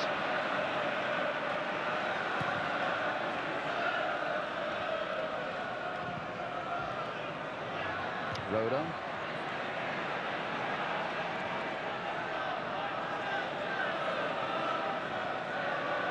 Well, it's true, Brian, to say, as you did, that you can understand people's caution when there's so much at stake. If you look at it positively, one act of boldness might win the whole day. But they're looking for one act of boldness as well as applying caution. All good teams do. Here's Hazard. And again, refused to lie down and let the Rangers get that one away. Here's Perryman. Hoddle. That's a nice ball played by Hoddle for Archibald. And certainly Archibald and Crooks at this stage of the game haven't looked the Archibald and Crooks of a year ago. Well, QPR a little bit sleepy there, allowing Spurs possession. But here's Tony Curry. Now he's trying to do too much and he loses it to Hazard. Curry's mistake, can they capitalise on it? No, they can't. And a goal kick it is.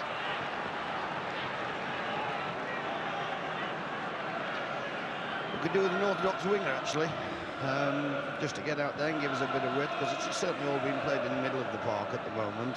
People are wary to run 30, 40, 50 yards with the chance of not getting it. An orthodox winger would change the pattern of the game altogether. But unfortunately, neither of these two sides possess one. The nearest to it really is Tony Galvin, and he seems to be much more withdrawn in a central midfield place. But here's Flanagan trying to make something for QPR. Galvin, at his most positive, going down the left, is the nearest we've got to it, really, isn't he? He's been extremely quiet, Brian. Extremely quiet. Well, here's the throw for Queen's Park Rangers. Simon Stainrod will take it. And Hazel's come up from the back. Gregory's in there as well, towards the near post, but that's not going to reach him. But Hazel, rather Stainrod, and then Houghton. Archibald alone up front for Tottenham, but still managed to play it off for Crooks. Hoddle just dinking a nice ball in for Galvin, who's got Hazard outside him. Played in once more, and Archibald couldn't quite get there.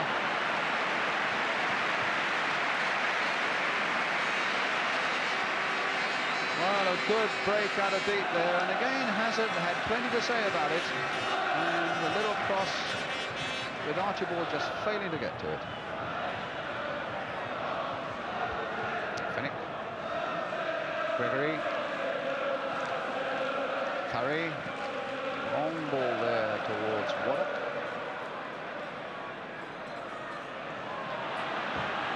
Now Gillard. Stainrod. Flanagan. Micklewhite. Flanagan tried to play that through. Perryman hooking it away as far as Crooks. Well, Waddock slipped and away goes Crooks. Here's Hoddle. And played behind Hazard. So Roda starts another of his runs. And Micklewhite fractionally offside. There wasn't a lot in it.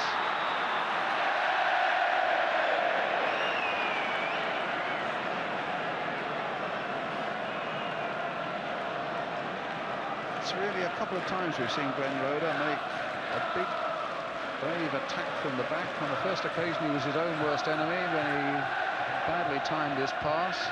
On that occasion, he found Micklewhite offside.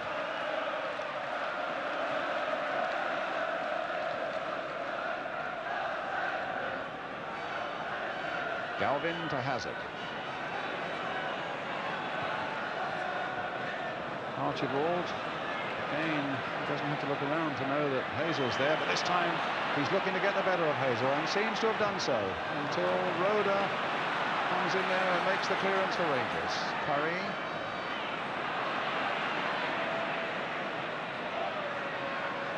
And Fennick's running into a bit of trouble. And Hewitt. Oh, had his feet taken from him by Crooks there. The referee pulling the book out of his pocket. And Garth Crooks goes into the ball.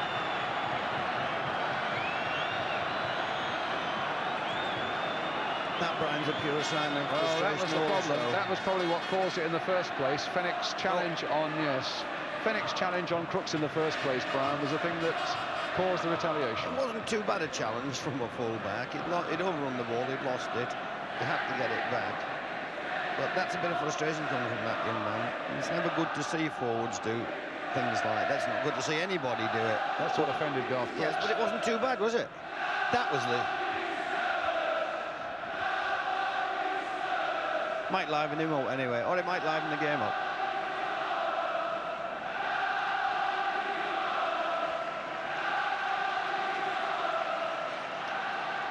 Well, Fenwick's okay.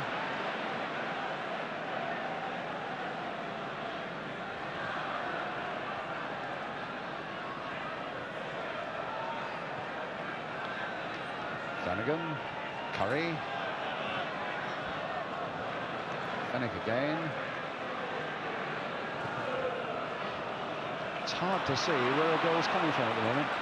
It's very compact in there, and there's a lot of bodies around, and as we say, everybody's just boxing for position. Nobody wants to come wide. Back four players having to come forward now. Man, he's a good player with the ball, Rhoda. I should have bought him when I watched him at Orient. Too much now. Yeah, I watched him several times at Orient. I should have bought him. I got Kenny Burns instead. Well, there's another one. And that was the challenge by Roberts.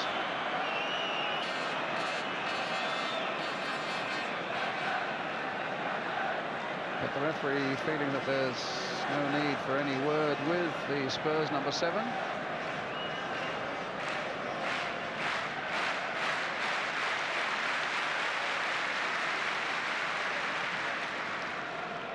Stainrod, who's the injured one again. Would have been interesting, Brian, to just see that tackle again. It was certainly from the back. Well, let's oblige you. Thank you. Yeah, not too bad. Good decision once again by the ref. The player went for the ball, got the ball. It was just the impact. He knocked him down. I don't think he'd say it wasn't too bad. If he wants to play centre forward for the rest of his life, or a striker, he's got to be used to that type of thing. Gary Brook is being warmed up, incidentally, by Spurs.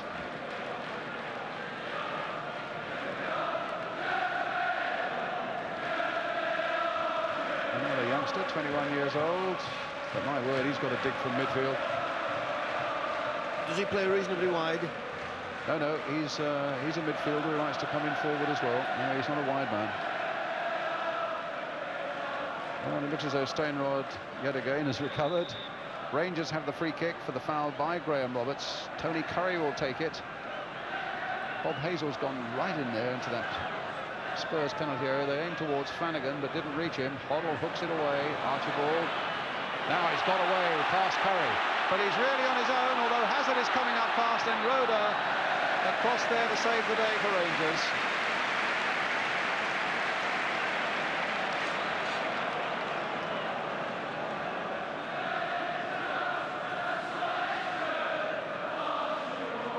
Hoddle.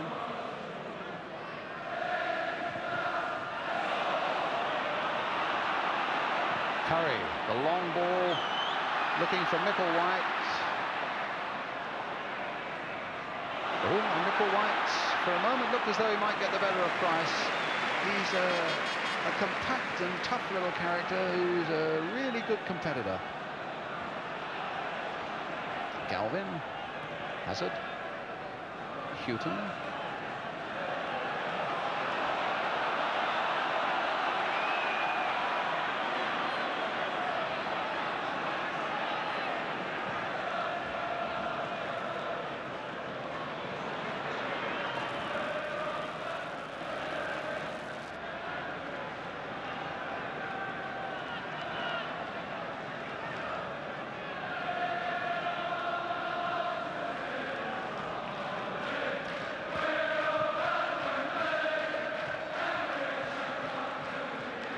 Flanagan off in pursuit, but threw himself at Miller.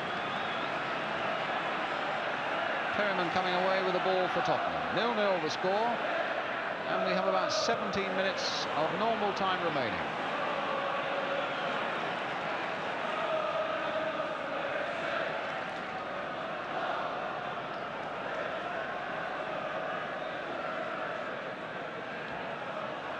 Well, Spurs have played some 15 to 20 more games in the season than Rangers. And the longer it goes on, if legs are going to get tired, you would think that they would be Tottenham legs. But Houghton seems sprightly enough. Micklewhite's after him. Hazard.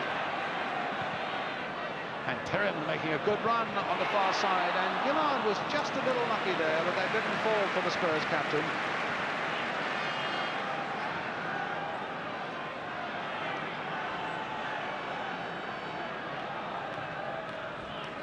Micklewhite.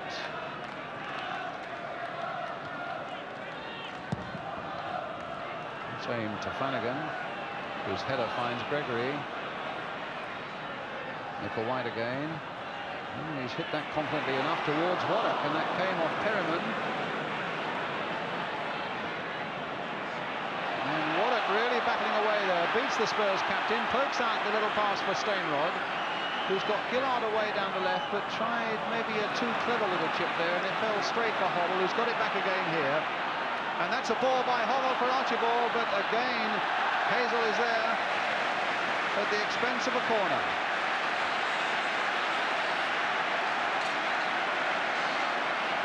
Spurs haven't looked at their best, it's true, but it's also true that this fella here, Bob Hazel, along with Glenn Roeder, have been in the most magnificent form at the centre of the Rangers defence.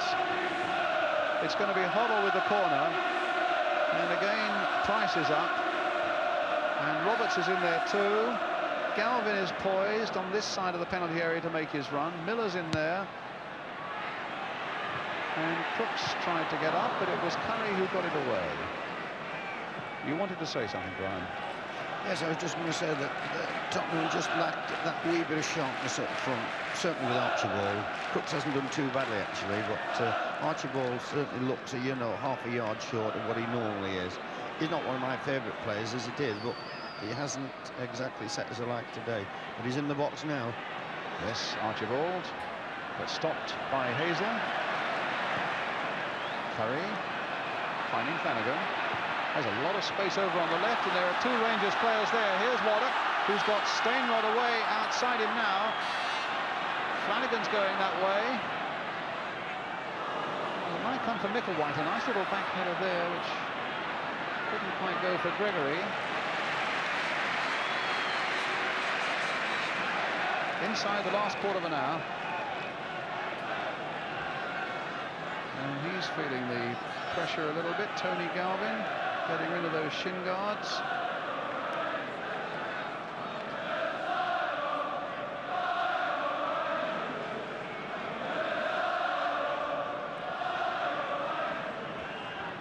Oh well, they've been delighted, Queen's Park Rangers, the underdogs, to have stayed in the game as long as this.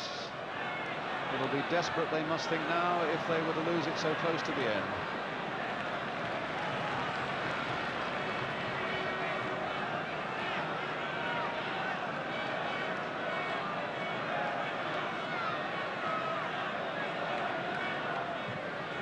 Oh, what a bad ball there by Hazel, straight to Archibald. Now, can Spurs make something of this? They found Crooks. Goal kick. Well, there was a ludicrous lack of concentration there by the big Rangers number 5, Bob Hazel. What young Crooks did was nearly as bad, in fact, if not worse. That young man is quite entitled to hit the target from there. That was a wild, bad piece of striking a ball. He's entitled to shake his head.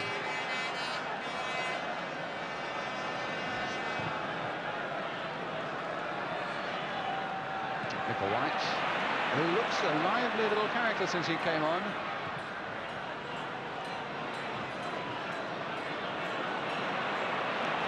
Here's Roberts. Crooks. Now Curry. Still nothing in it, and about 12 minutes remaining of normal time. Then we should get, if it's still like that, after 90 minutes, 2 periods of extra time, each of a quarter of an hour. Hazard, and if it's still like that, of course, at the end of that, they all come back again on Thursday. But Roda may have other ideas. His pass finds Curry.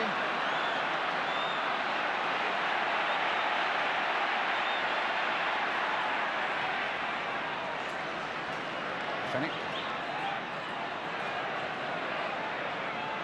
Off Galvin, and then off Fennick. Well, you wonder sometimes, it so clearly came off Fennick. Why he was appealing for the throw is beyond me.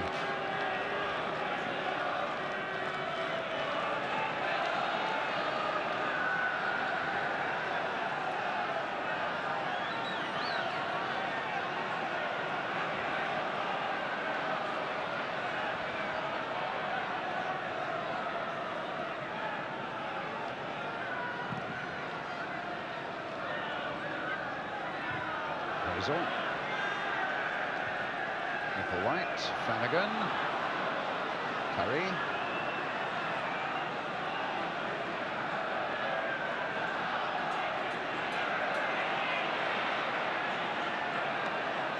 Hazard, Hoddle.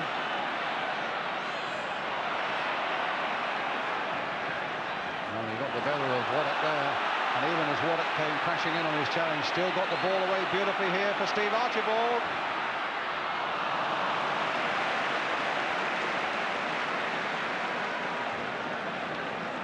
It was a fine piece of play by Hoddle again. Would you say he's thoroughly stamped himself on this game, though, Brian? I wouldn't say he's thoroughly stamped himself on the game. He certainly hasn't run it, but he's done enough. And just looking ahead, obviously, to England's game on Tuesday, I just hope Ron, you know, wraps him up in cotton wool, doesn't pick him, gives him a week off. In fact, he wants to send him away with his wife or something for a few days, because there's no way that I can come out and perform again on Tuesday and then be in peak condition for the World Cup. He wants to get him on a week's holiday.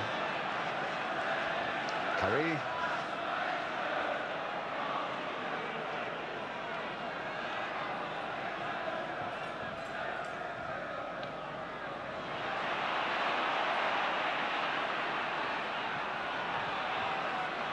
Hazard.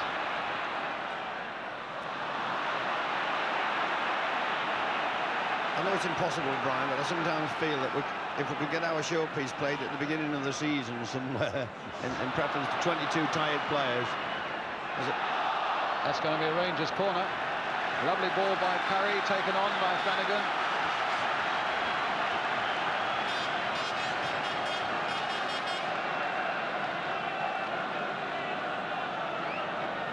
This is where QPR actually are the most vulnerable, because Tottenham do break quickly and they break accurately. That's assuming Tottenham are going to get this corner.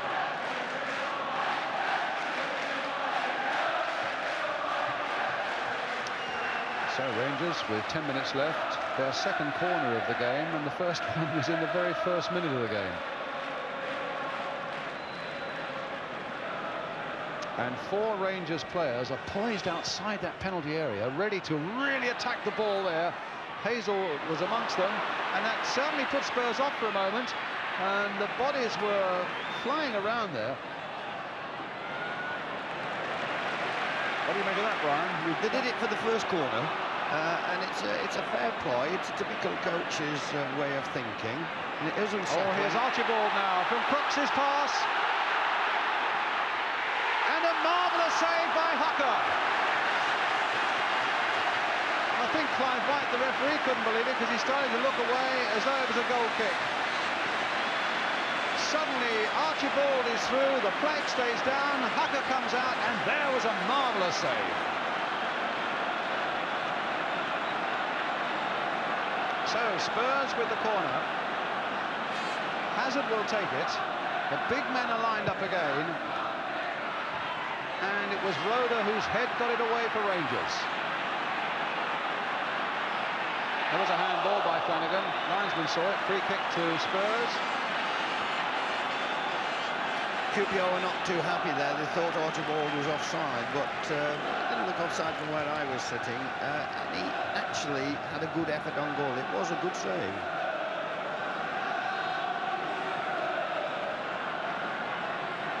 Galvin and Hucker. All the confidence in the world. Goalkeeper who always wears gloves, whatever the conditions, he always wears gloves. 7 minutes remaining.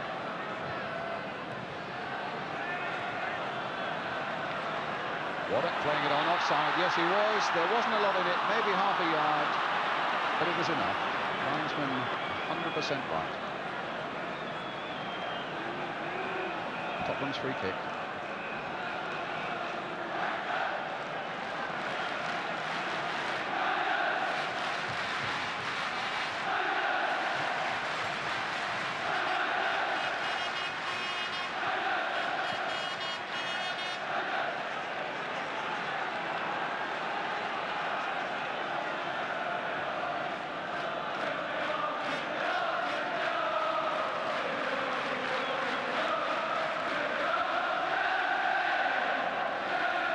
So Graham Roberts with another throw for Tottenham. A good long one it is there. Hucker fisting that one away, in fact. Hazard playing it there for Hoddle.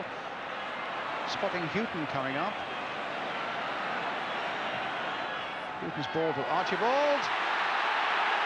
And Gillard used all his experience there to keep out Archibald, who looked as though he was on the turn and ready for a winning volley. But Archibald couldn't make it. That was a good piece of defence by Gillard. And Rangers badly needed it. But now here's Hazard. Some more defending to do, and a shot that was struck powerfully but a little too high. Goal kick.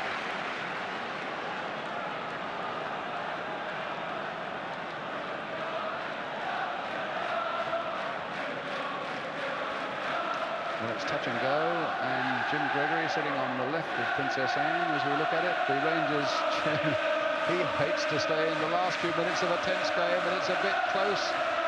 Probably shutting his eyes half the time. Archibald. Roberts. Crooks. Hazard. Oh. Shot on it. Went another couple of strides, and he might have seen the whites of Hucker's eyes. Good little spell this by Tottenham. Hoddle playing it in for Perryman, and he couldn't quite finish it off. Spurs captain and footballer of the year for a moment looked as though he might be in there with a great chance, and he might indeed have injured Hucker now. Suddenly appearing from nowhere from the back, Steve Perryman. The space was there, Hucker was bravely out, the ball went away. And Peter Hucker, who I seem to remember was pretty badly injured late in the season in a game up at Rotherham as well. Well, he knows that goalkeepers are in the wars, and Steve Perryman's been around long enough to know that defenders have to take a bit of stick too.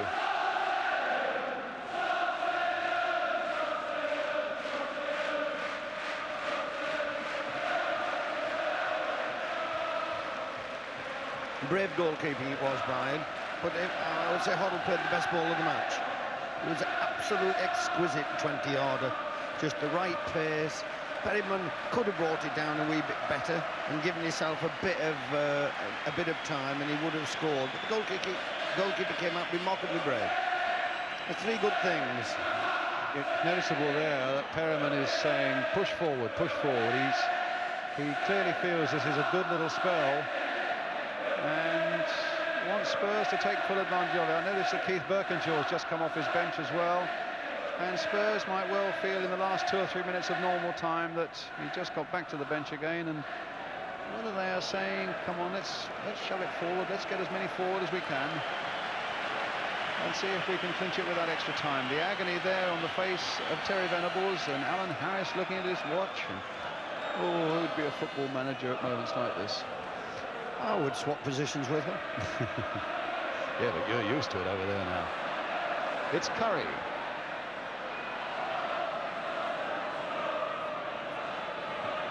That's an interesting looking ball if Stainwell can get to it, which he can, but he couldn't get it turned back. And the corner given. That didn't look a corner to me, to be honest, but it's been given.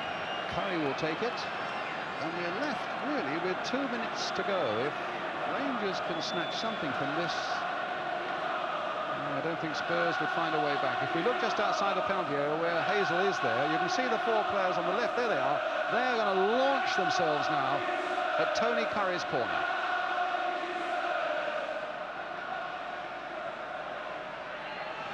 to try. No, they've held up for a moment.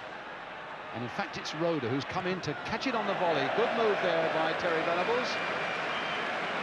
The four men that you thought were going to launch themselves went early. Curry delayed, Roeder came in, and you have to give credit to Curry that the ball was played very accurately indeed for his captain to get the volley in.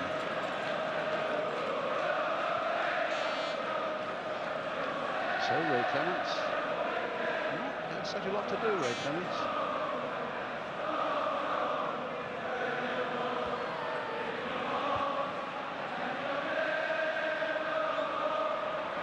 Miller, Houghton.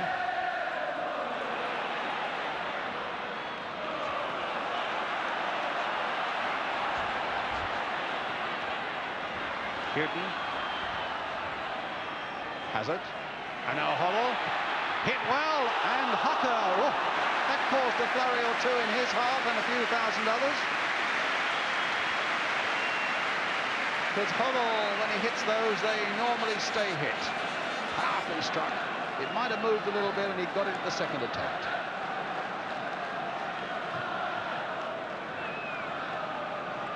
They're already into extra time in the Scottish Cup Final with the score 1-1 between Rangers and Aberdeen. And we're only a matter of seconds away from it here. Roeder up once more. Fenwick turning it away. Gregory. Stainrod. They've got a few forward. Micklewhite's looking lively. Gillard's coming up from the back. But maybe the momentum has been lost. And this is going to be easy now for Galvin.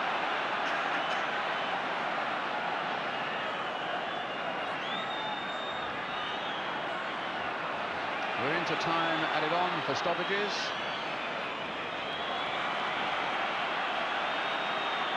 Galvin for Tottenham. Hoddle.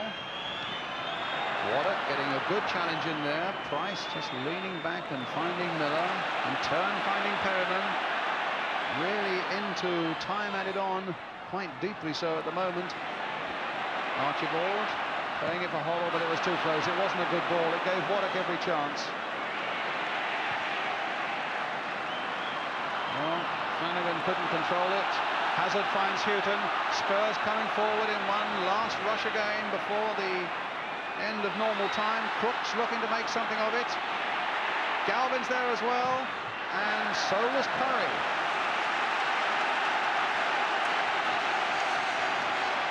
So a Tottenham corner. Clive White's looked at his watch. We've played just over a minute of time added on. And it's Bob Hazel who got it away. Price is in there as well. Perryman turning it in once more. Stainrod not really getting it away. Price playing it in once more. He didn't get to Crooks. Here's Flanagan. And now Gillard, can he just plant it forward? And Micklewhite had quickly got into his own half to get onside, but then couldn't get the ball. Showed a good footballing brain there, in point of fact. It was a good picture to see Perryman and Gillard going for it in the last 30 seconds of a cup final. Two of the oldest fellas on the field, and clearly then two of the fittest. Well, we've played nearly 2 minutes of time added on now. Archibald playing it on. Roeder surely won't let him get away. Back safely to goalkeeper Peter Hucker.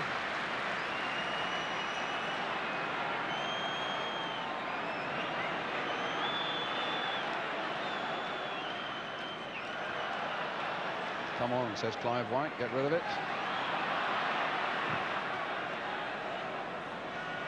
Roberts.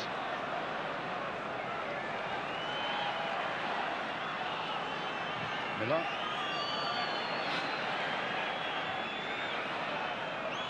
Now Curry. Free kick to Rangers. Well, he's certainly given us a full ration of stoppage time. I'm not sure if he's keen on extra time, bro. I think there may be one or two out there aren't either. Hazel playing it in for Stainrod. And Clements down. Whether that would have gone just inside the post or not, I don't know, but it was a deceptive sort of shot there from Stainrod. Took a slight deflection there, that would have just crept in. The final whistle is gone, or at least the whistle for the end of 90 minutes, which means that we're going to be into extra time, 15 minutes each way. The men come on with the flasks of coffee and tea, and the managers come on as well. Now, Terry Venables getting his men around him. Keith Perkins has already done that. He's had to do this before, as he did last year against Manchester City.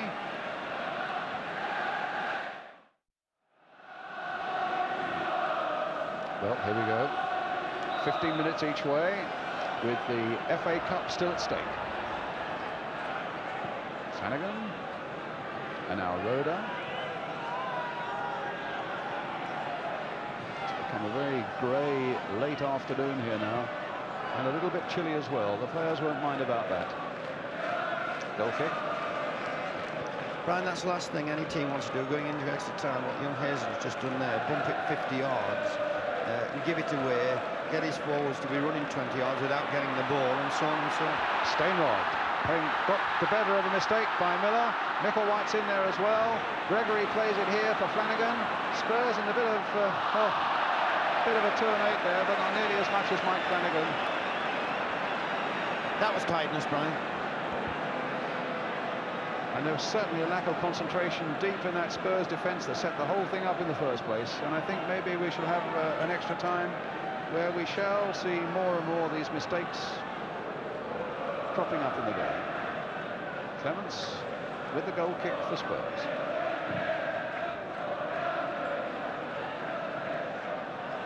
Curry. Very purposeful start here by QPR. Curry's long ball, playing that long one, trying to get Flanagan away. Well, we saw Terry Venables making those signs during that little stoppage there, wanting Curry to hit long balls over the defence, and that's just what he tried to do there. It's Perryman now for Tottenham with Archibald. Perryman again. Roberts. Houghton coming in quickly on the run, but he's played that too close to the keeper.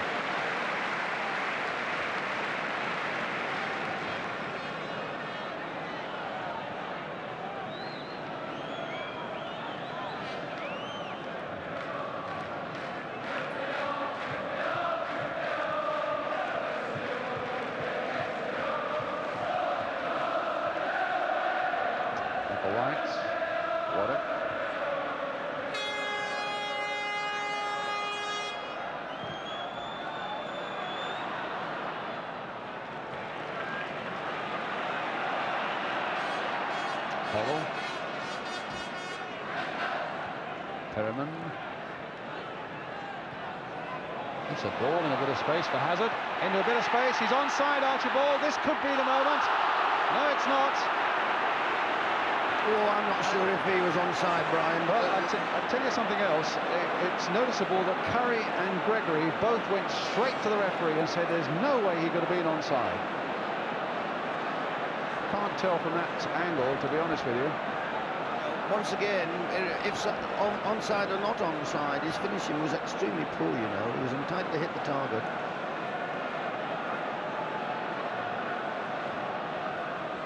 Believe it or believe it not, I've had a season of centre forwards not being able to hit the target at all, so I know what I'm talking about. Flanagan with the cross, and a deep one towards Stainrod. And now Galvin to take it away. Also, you know, the linesmen today are in fact referees, aren't they?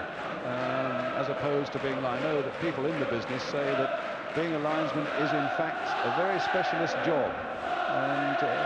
And I would be inclined to agree as well. And referees aren't used to giving that sort of offside decision. They would have done way back when they were still qualifying. But it may be quite a while since either of these linesmen have actually run the line.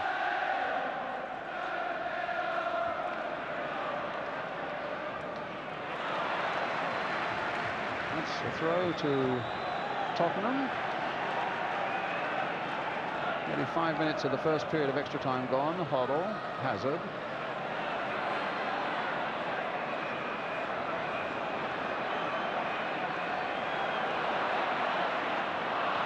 Gillard away, but only Micklewhite up. Well, but he still made his presence felt. Houghton.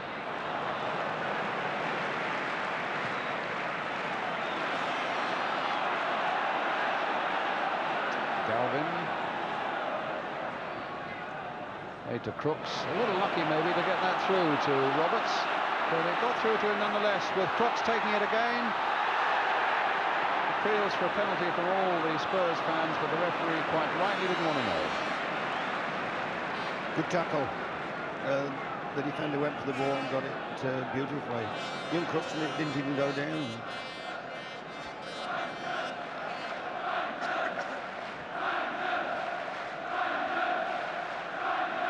Hazel.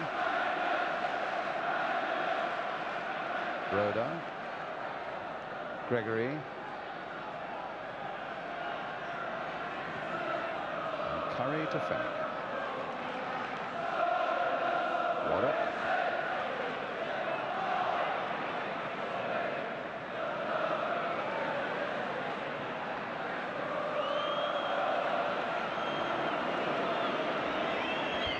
Well, he wasn't too happy with people not making themselves available. Fearsome sight. Bob Hazel when he's roused. But here's Stainrod. That's a Rangers ball.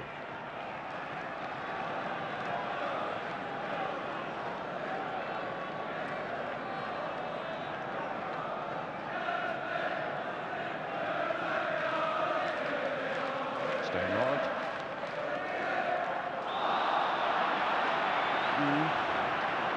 Free kick given.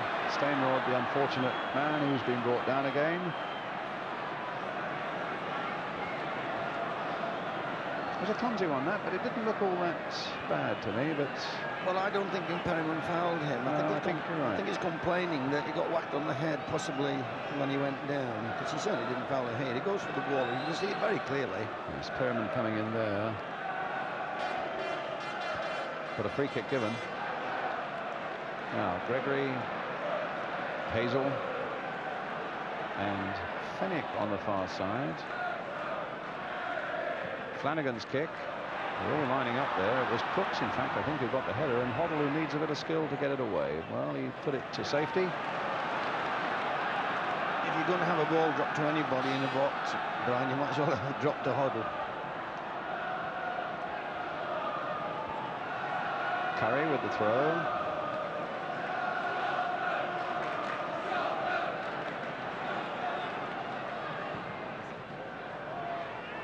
Oh, Hazel's on the far side there. It's played in once more and off. Well, off the Spurs player who didn't really know where it was. Both Hazel and Fenwick were suddenly up on the far post. And Spurs looked a little weary and a little disorganised just for a moment. And Stainrod's going across to take another corner.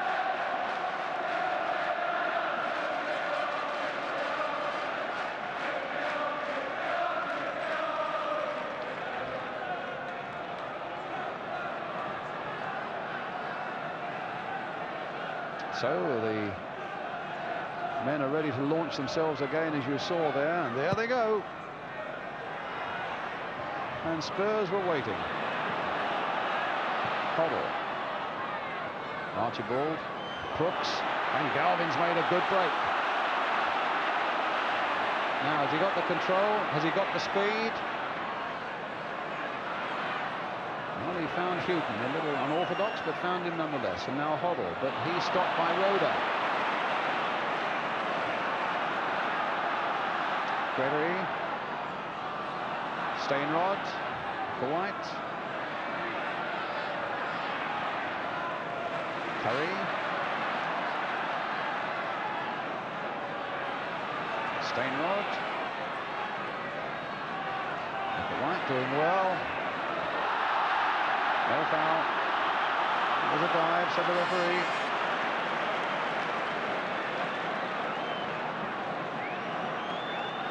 I don't think there's any need for referees to do that, you know, Brian.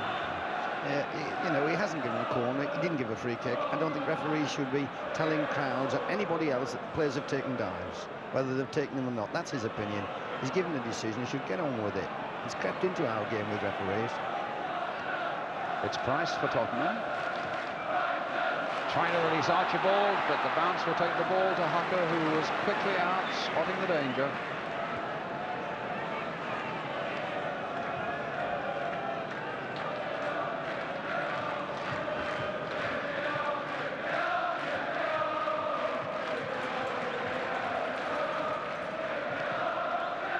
From Scotland, the news that Gordon Strachan has now put Aberdeen 3-1 into the lead. Now can Flanagan get in there? Miller just holding him off.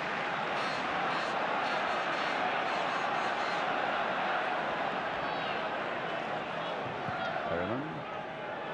Hazard. Hazel just stretching out though with a back heel. He knew that Gillard was there. Oh, that fell to Flanagan from Galvin. Perryman in there. The fight is fiercest. Finding Crooks. In turn, finding Archibald. The flag's up.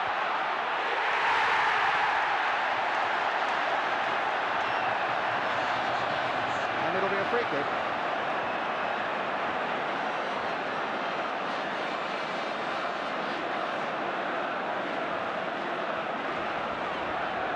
So it's still 0-0. And it's Tony Curry. Offside, not right. It was nice to see it go in the net. Substitute, Gary Micklewhite. Cross coming in to Flanagan. And in fact, played back by Roberts.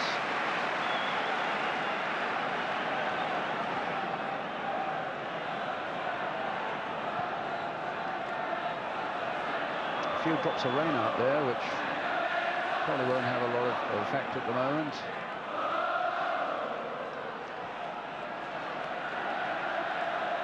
Houghton getting around a very tired Simon Stainrod, who's been really in the wars, and Houghton looks full of running still until he comes up against Tony Curry, who took a knock. Waddock trying to get it away, and a deliberate handball by Steve Perryman, and the referee is feeling for the book. And he's right. I mean, he's a great pro, Steve Perryman. But you can't argue that that was a deliberate handball, and it prevented Rangers getting away down that left.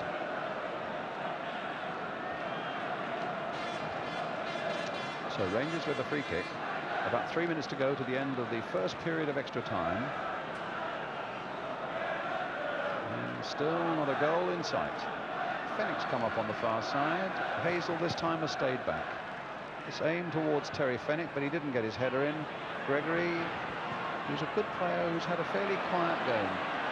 Hazel now, turning it in once more towards Stainrod. He got up well there.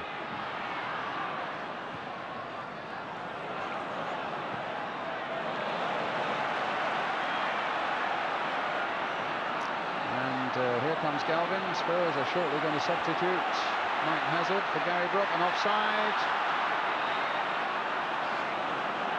Mike Hazard's coming off. That was, in fact, one of the most controversial decisions of all in the League Cup final when they took off Mike Hazard, Spurs. And Liverpool went on and won, and many observers felt that that was a mistake. Well, Hazard's coming off again, and Gary Brook is coming on. Brian? He wasn't keen on going off, I'll tell you that. He saw the 5, but he ignored it for 10, 15, 20 seconds. I'd have been tempted to leave him on, and I'd have brought Calvin off. Well, he's in good goal-scoring form, Gary Brook, with 4 in the last 6 games. And he'll bring some fresh legs and a fresh mind to midfield. Challenging Gary Waddock there, challenging Tony Curry there. Coming back for Tony Curry again and getting possession. And there he goes. The crowd love that. Now, has he got a pass, though? No, not one that was good enough, and Gillard gets it back. Only 21.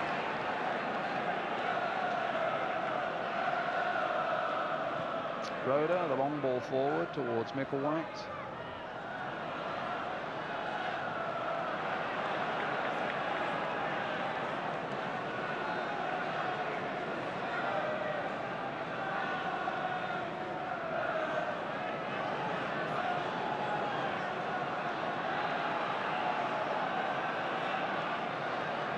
sacrifice.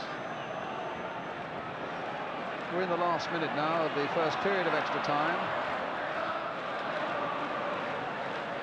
And after a really entertaining first half to the game, first 45 minutes, it seems to have fallen away a good deal. Still 0-0, Perryman coming forward now. And Waddock and Curry between them getting it away. A game really that has been sustained as much by a feeling of can QPR hold on as much as anything else. As the whistle goes for the end of the first period of extra time, now the trainers really shouldn't be allowed on. Although I noticed that Rangers have a physio on to look at Terry Fenwick. Should turn straight round and go on. I've got the feeling that our attendance will be required here again on Thursday night, Brian. Well, it certainly looks like it at the moment.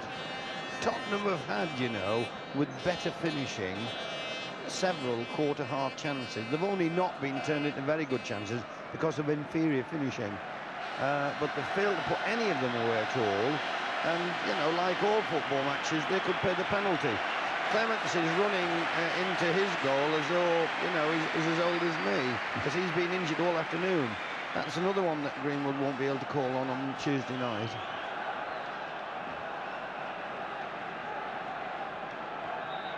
So, the last 15 minutes of the 1982 FA Cup Final, on this day at any rate, with the score 0-0. Tony Curry playing it back. Glenn Roeder caught a little bit possibly in two minds. Wanted to get it back to Peter Hucker. He really has played well. Fenwick. Now, can it be settled in this last period of extra time? Gillard, the ball on for Flanagan. And Miller comfortably back to his keeper, Ray Clements.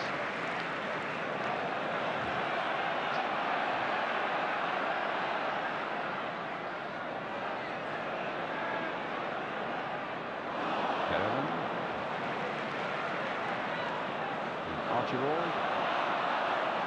Hoddle. Oh, that's a nice bit of play by Hoddle. He fooled Waddock there.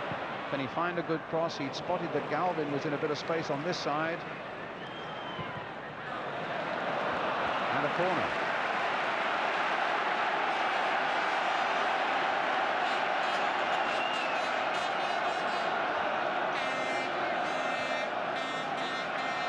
Brook.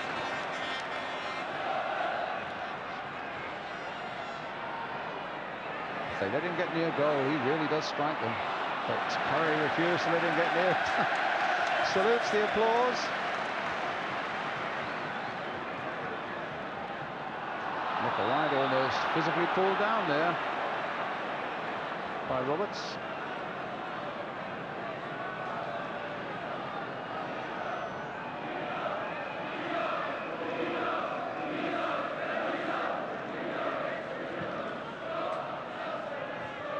Stainrod.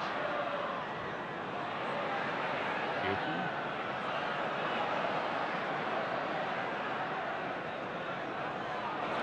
Galvin on his way. He showed a fair bit of fitness there. He got the better of Fenwick, and he's got one or two up there. Crooks is closely in line. Archibald's in there as well. Brook wants a bit of the action. Hoddle's got a bit of the action and has found some for Perryman as well. Nothing doing, says the referee, and Hazel winkles it away. What? And an offside surely against Flanagan, yes.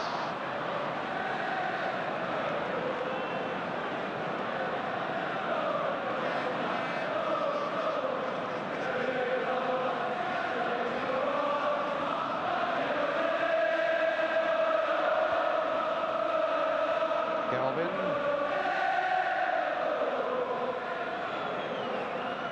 Houghton. Brook. He does strike one more.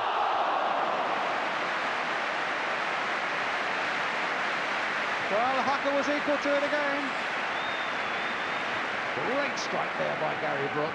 Just creeping in under that crossbar, and a great fist away by Hucker. Hits a good ball, Brian. Yeah, it was a good move when Keith brought him on, actually. He's added a little bit of impetus. Can't get it out. To Tottenham. Here comes the corner. A deep one. Miller coming up on the far side, and it was Waddock in the end who got it away. He struck that ball beautifully, as you said, but he did give the goalkeeper a long time to see it.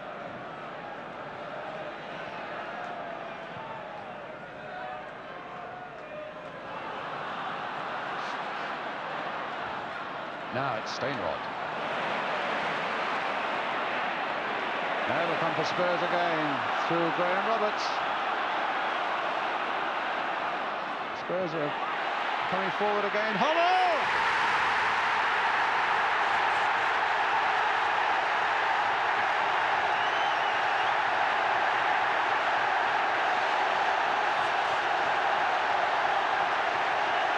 So Hollow has got the vital goal, squeezing it. In fact, there was a deflection, I think, off Tony Curry. Here we go again. Roberts making the break, a fairly leisurely pace.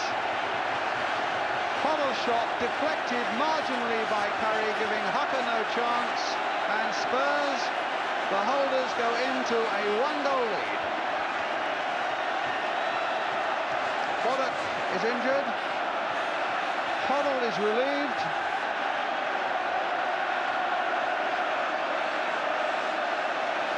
And there are 10 minutes of extra time remaining, and he's got a bit of cramp as well, if you could lip read. But his captain said, well, keep it going for 10 minutes and we'll be all right.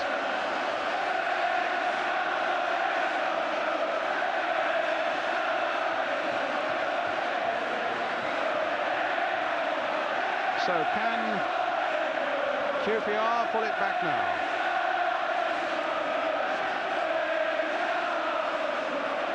Roda.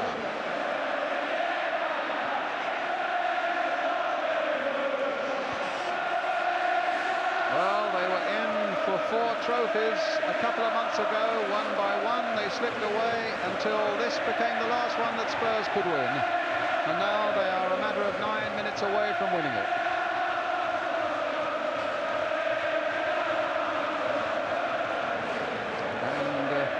Keith Birkinshaw, the Spurs manager, knows an awful lot can happen in 9 minutes.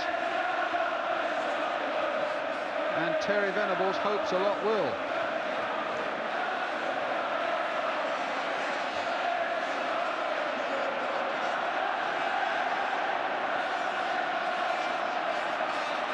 Flanagan, Gillard. And Archibald, no, I thought he was going to get off him beside and behind Roda, but Roda was equal to it.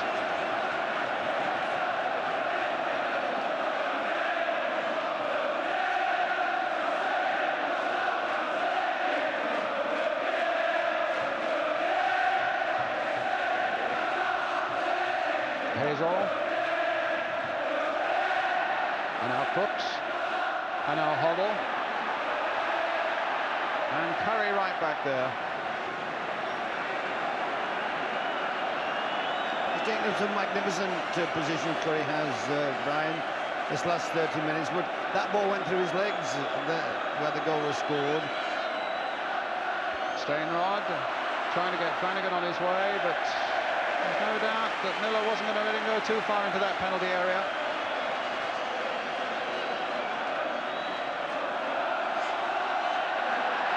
Raining quite hard now.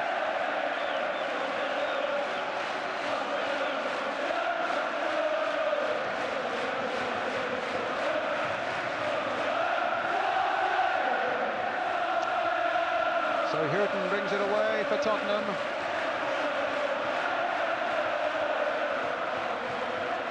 Crooks. Houghton. Will he be allowed to go all the way? And now it'll be just a little bit of a greasy top out there because it's raining quite heavily. The ball will really be skimming along there, and he might even get 1 or 2 more mistakes in the last few minutes.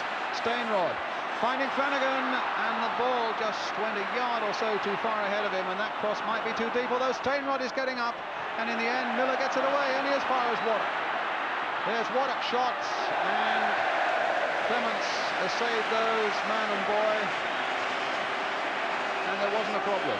Two Spurs players are down at the moment. Roberts has got himself up, and I think it's Paul Price there. A little seizure, a little bit of cramp. They've carried him a long way this season. Those 11 pairs of legs.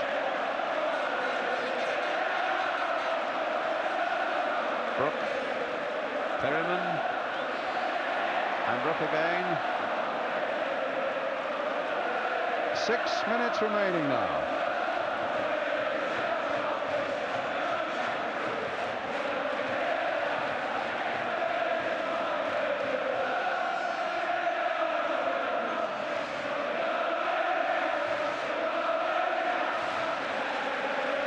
Well, the Spurs fans are jubilant.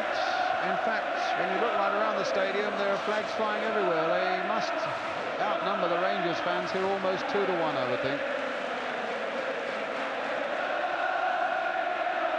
Brook really has made a difference, and he very nearly made a crucial difference then by holding onto the ball too long and giving Rangers possession. Well, they've got a throw, and they have 5 minutes now to make good the damage that's been done.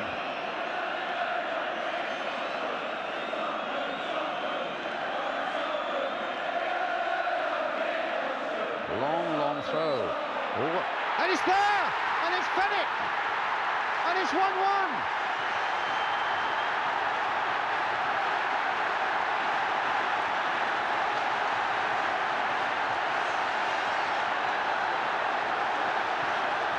A great leap there by Hazel, and there's the goal. Terry Fennick, only his 6th of the season, and against all the odds, Rangers have got themselves back in it. But what a jump it was in the first place by the big number 5, Bob Hazel. Brian. Well, they earned that. I'm absolutely delighted for them. I didn't really want any side to lose. And they concede a goal in extra time. It's not over yet, but at least they've scored a goal, and at least they're on level terms again. I'm delighted for QPR. Brook.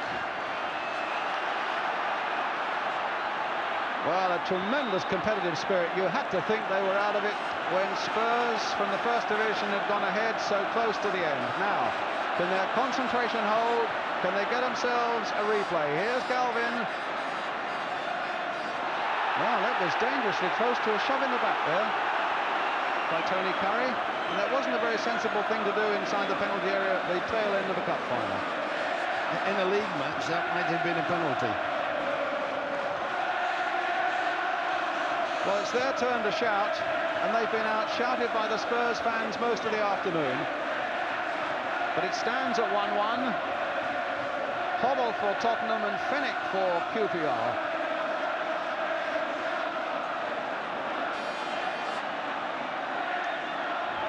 And a little over 3 minutes left as Brook finds Archibald, and it's back with Hupper.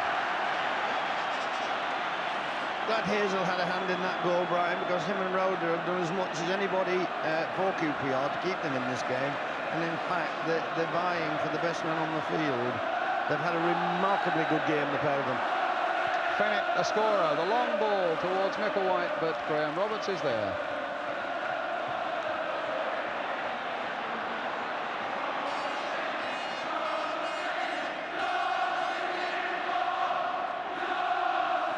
Archibald.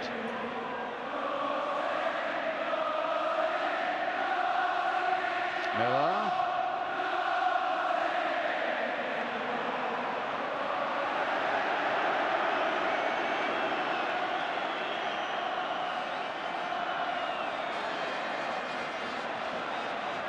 Price, the long ball forward.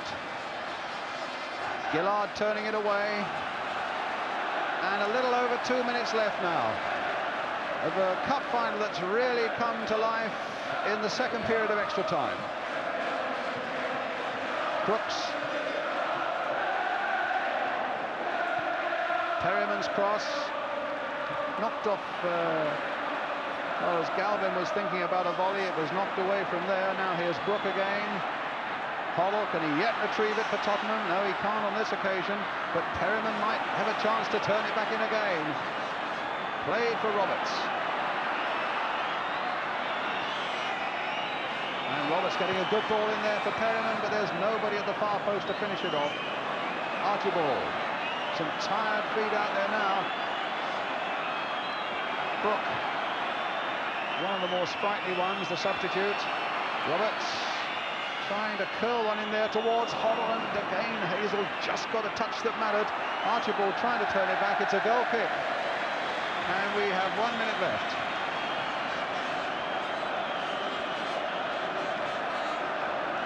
The Tottenham lads, Brian, can hardly raise a gallop at the moment. Absolutely on their knees. Hoddle's there stretching his hamstrings. He's had cramp for the last quarter of an hour. Pryson's got cramp problems, and so on and so on and so on. Well, if Rangers are going to capitalise on that, they're going to need to do it quickly. Hucker's out of his goal.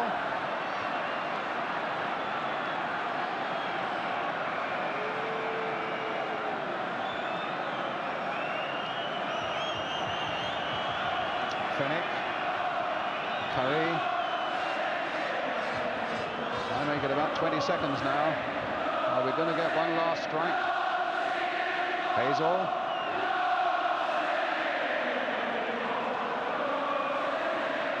And Terry Venables already standing up, ready to get out on that pitch and say well done. And Keith Birkinshaw standing up alongside him. Manager, shoulder to shoulder with manager.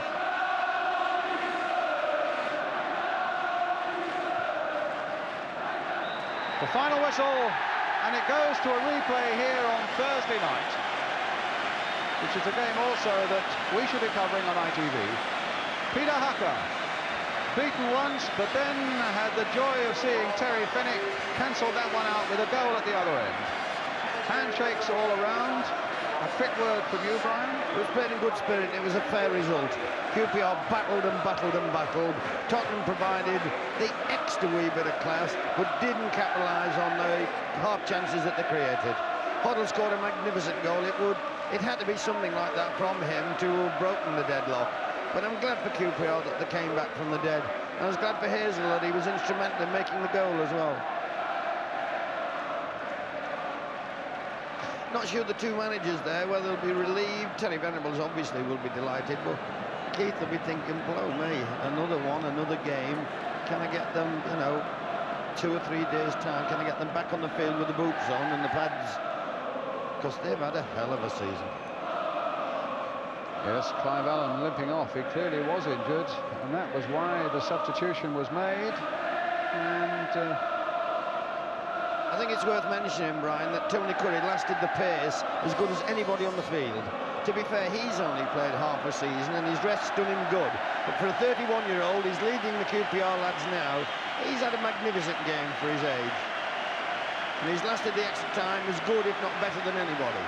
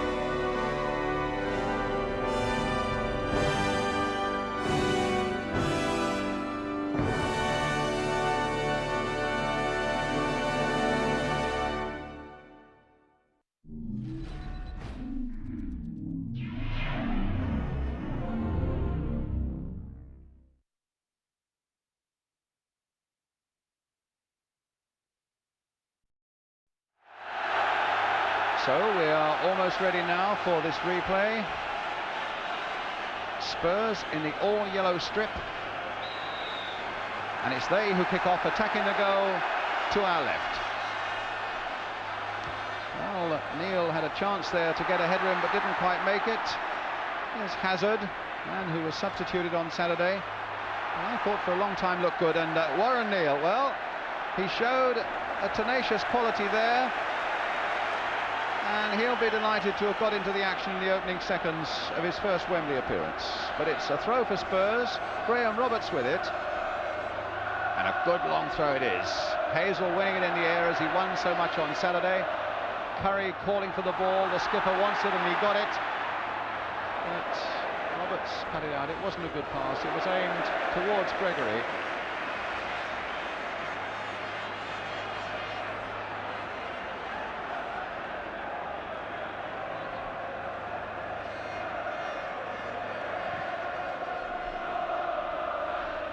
Archibald.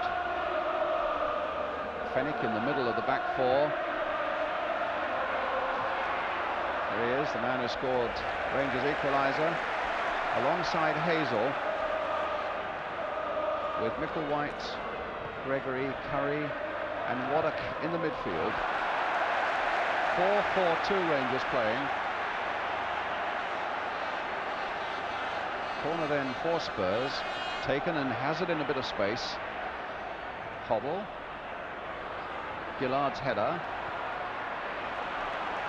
And here's Ian Gillard again, challenged by Galvin, finding Micklewhite.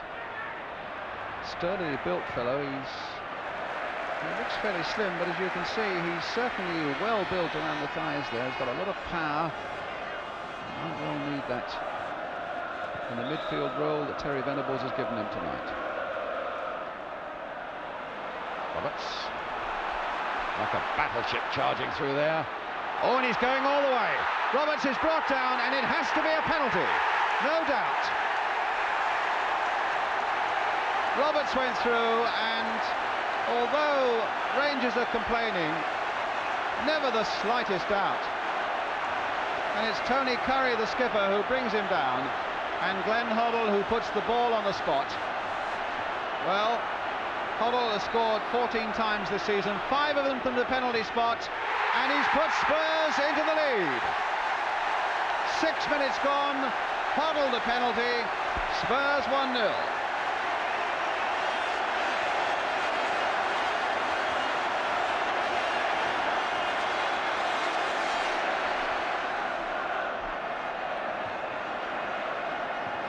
That's a nice ball played in by Gregory to Micklewhite, but he couldn't quite get there. It was Houghton who got a half clearance in there, but it falls instead for Terry Fenwick, clumping a long ball forward again. Flanagan off his chest, and Stainrod going through. That's a free kick, brought down by Perryman.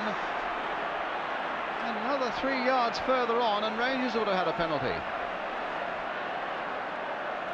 Well, Stainrod, I remember, spent a fair proportion of Saturday on the deck, needing treatment.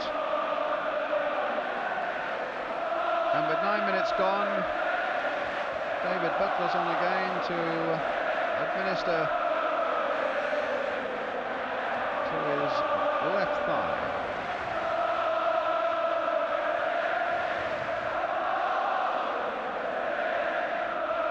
There was a good run by Stainrod, and he had just one more hurdle to clear, but Perryman made sure that he didn't do it.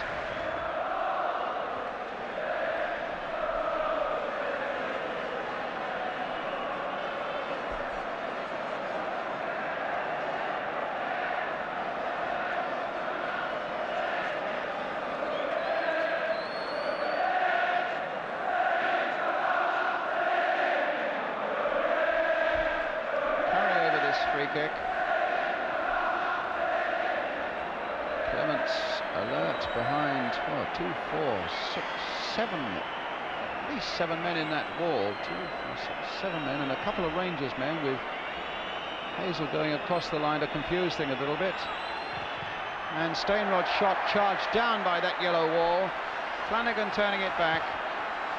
Neil putting it in once more. Perryman putting it into the path of Micklewhite.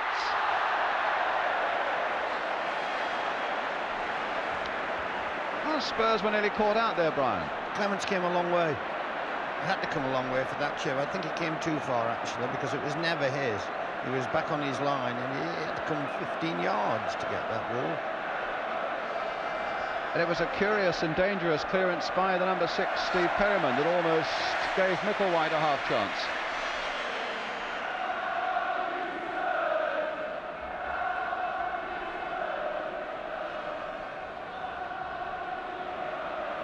Hazel, Fennick, Waddock, bit of space.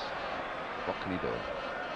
Well, it's a simple little ball, and he finds Curry, who's got Micklewhite available on the right, and Neil. Here's Micklewhite. Curry again.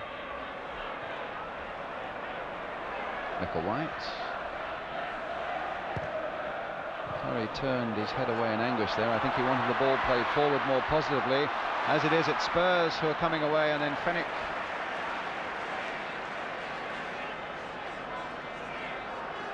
Is Curry playing a little more forward, a little more advanced so far, do you think, in this game, as opposed to Saturday, Brian? No, I don't think so. I think he's pacing himself. I think he's in a good position, actually, with a particularly young side out that they have. That was just minutes ago or seconds ago. That was a magnificent first-time ball that Hoddle played there. And Archibald should have done a bit better than he did. Perryman trying to send Crooks away down the right flank. Gillard's there with him. Now Garth Crooks played for Archibald. Back again for Hoddle. A little flick there. He'd hoped to get Galvin, but Hucker was there first.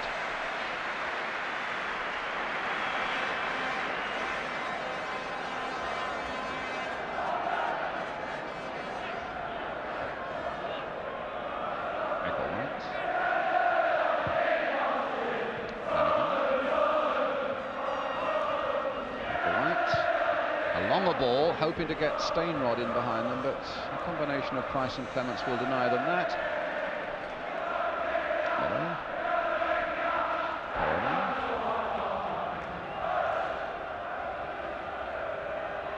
Gregory.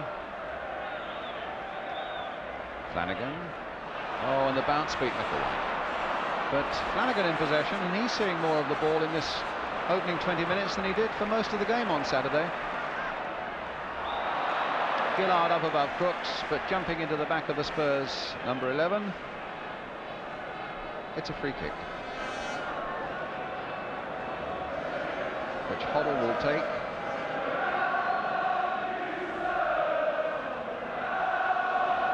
Or will it be Perryman? Galvin's up there. It's Hoddle flicking it there for Archibald. Beaten quite soundly there by Gary Waddock. Curry playing the ball off Hazard, which was a bit clever. Finding Hazel. Here's Neil as they come forward now. Handball by Houghton. Free kick to Rangers. Neil. That's a fair ball there for Flanagan. Nicely into his path. Played there for Stainrod, who, had he been just a yard or 2 yards further forward, would have had the formality of tapping it into an empty Tottenham net. It was a good ball played in there, and Flanagan did well here, but it just wasn't far enough. Or rather, Stainrod wasn't quite far enough forward. Good looking move though, Brian. I'm not sure whether it was a cross or whether it was a shot. It was a bit of an in-between effort. I think perhaps it'd been better with either going for a shot or going for a cross, but it was an in-between effort. That's the type of situation that Tottenham should be avoiding if they were to get completely on top. Well, here's their chance to get on top, except that Hoddle's pass falls straight for Hazel. Here's Fennick. Flanagan. Hazard. Roberts. Now Houghton. Crooks. And again Hazel there, and Neil slightly missing his kick, but the ball into touch for the Tottenham throw. Spurs still leading by a goal to nil. For those of you coming in a bit late from work, Glenn Hoddle penalty after 6 minutes. Curry. Stainrod. Closed down very quickly indeed by Perryman, and Curry is down and injured at the moment. Gregory goes on, but here's Roberts.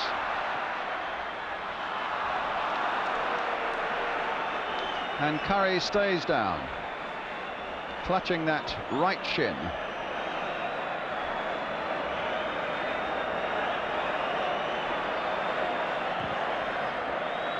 Well, he's had his share of injuries throughout his career, as Tony Curry. In fact, he was saying to us, Brian, wasn't he? They build me up again about 20 minutes before every game. Asked him before the match, did he think he could do another extra time bit? And did he want a quick massage before he went in? He said no, he said I get enough of that in there. He said they build me up and throw me out on the pitch again. And Stephen Burke doing some warming up exercises. The Rangers substitute just gone out of the picture. We'll find him there in a moment. And he's running pretty smartly up that track, Stephen Burke. There he is. Former Nottingham Forest player, as you well know, Brian. Got a lot of pace, Stephen Burke has. Tommy Docherty signed him for QPR. He was one of those end of the contract businesses. He didn't fancy his chances getting into the first team with John Robertson there, who was playing remarkably well at the time. He was a young man with ambition, and I finished at getting 150,000 for him from QPR. But he's had a rather checkered career with them, but I'm glad to see him on the subs bench tonight. And with due respect to him, I would think the Rangers fans are also pretty glad to see Tony Curry back on his feet. Waddock, Gillard, Gregory, Hazel, Flanagan, Micklewhite. He's got Neil available. Well, they've kept the ball well here, Rangers, and they've still got it now. Micklewhite showed it to Galvin and got a fair cross in there, and one that Clements was hard pressed by Stainrod to take, but there was a foul on the keeper. But it was a good move. Brilliant cross, and they did keep it for 3 or 4 passes. And I don't know what Ray Clements is chuntering on about. It was a foul, but you know, we can't cut that type of thing out of our football. It's Gillard to Micklewhite. Stainrod letting it run. Can Gregory get in? No. Price covered up well for Tottenham there. Curry again. This time for Stainrod, and Clements down.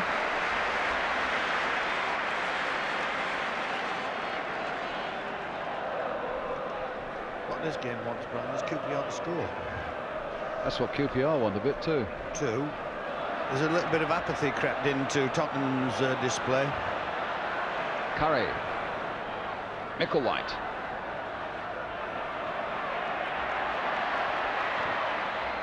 It's Clements' ball again.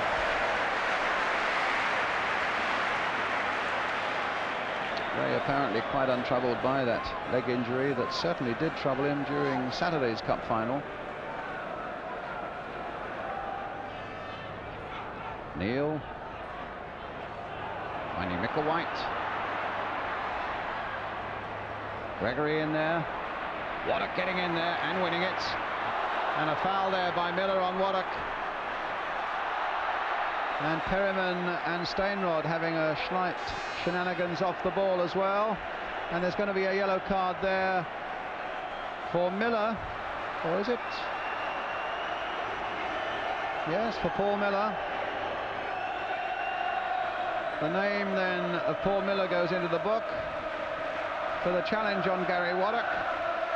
And Rangers get the free kick quite a way out, some 30 yards from goal. Little conference there by the Rangers players, Curry and Gregory. Just on the left of the picture you can see Clements. Still that little conference going on. And Curry and Gregory dreaming up something. Flanagan's in there too. It's Flanagan who hits it, but hits it straight at the wall. A little chip coming in there. Stainrod hoping to make something of it. Offside. And Micklewhite! Offside. No, it's disallowed. The Rangers fans don't realise it yet, but it will be disallowed. An offside, presumably against Steinrod. It was bad luck because it was a magnificent little chip. Steinrod going through there. What a good ball. Houghton, space here for the fullback. Chance for Galvin to have a shot at goal, taken beautifully into his chest by Hucker. If I was having 10p on, Brian, I'd have said the linesman give the 2 offside. But it's Gillard as Rangers come forward again. Flanagan did some good work in that free kick that led before the goal was disallowed. The game's livened up as well. Steinrod with the throw.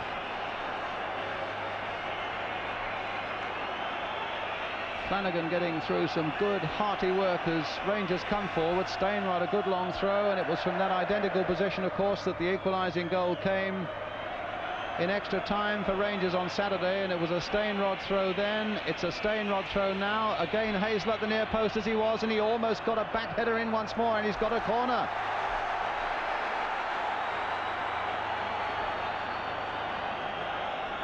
Spurs attacking Hazel on that occasion, as maybe they should have done in extra time on Saturday. But the corner for Rangers, Tony Curry, their skipper, with it. Floated in there. Clements getting it, dropping it, maybe even a little fortunate in that packed area to get a second chance. The 11 fouled him, Brian, and went to foul him right from the corner kick.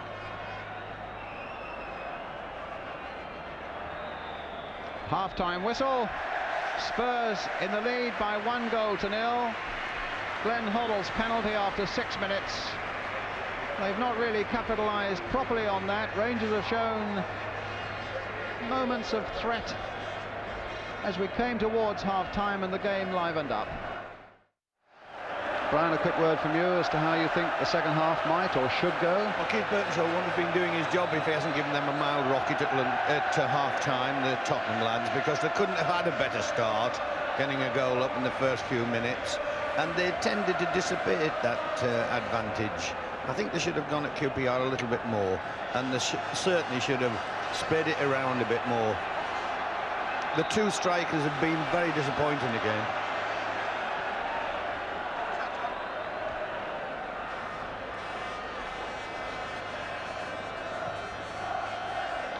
Houghton, long ball forward. The other item of news we've gleaned at half-time is that Terry Venables says, I have no complaints about the Spurs penalty. I should think not either. It was a clear-cut decision there for the referee, Clive White. Curry now. Neal playing it in towards Flanagan. Curry again. Rangers in the dark shirts of red, remember, and a goal down. Hazel using his power, using a bit of skill on the ground, using up a little bit of luck as well as he gets the ball eventually through the Steinrod.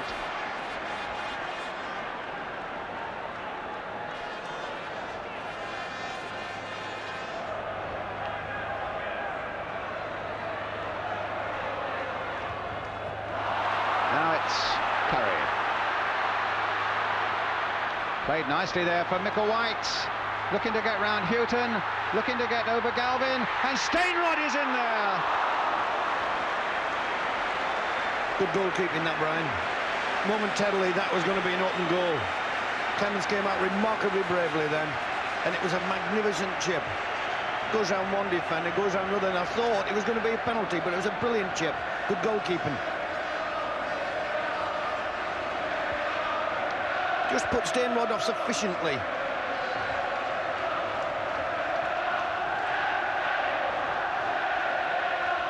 Well, Clements certainly felt the full weight of Steinrod.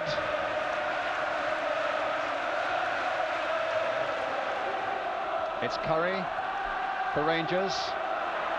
And the linesman thought about putting his flag up and put it down again. Steinrod just onside in that case then. Flanagan's underneath this one. Clements has got it and lost it. Gregor is turning it back again. And Miller in all sorts of trouble there until it was Perriman who put it behind for the corner. Again, an example of Rangers stretching Spurs to the full and not quite being able to finish it off. That's when you judge a goalkeeper, when it's spinning and he's got people around him and he doesn't know who's coming and he's got to go out and either punch or catch.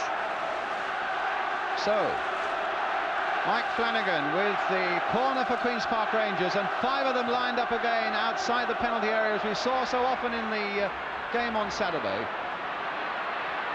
Fennick getting in there.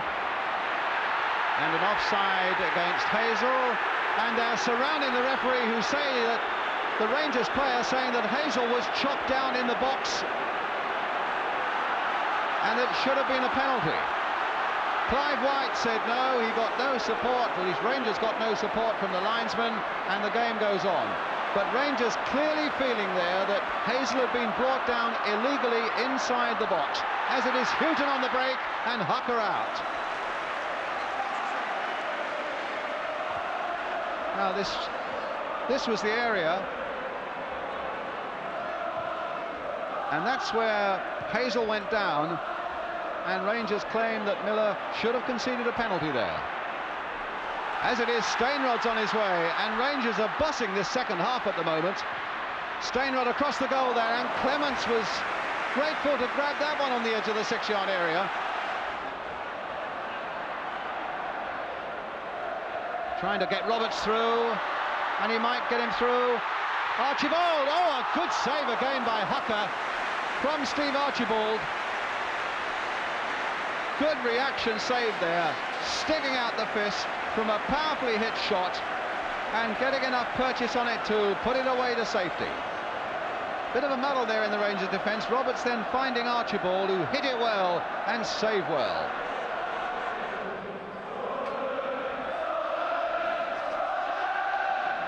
Time it was Gregory that he found. Stainrod holding off Price, but not Miller's challenge.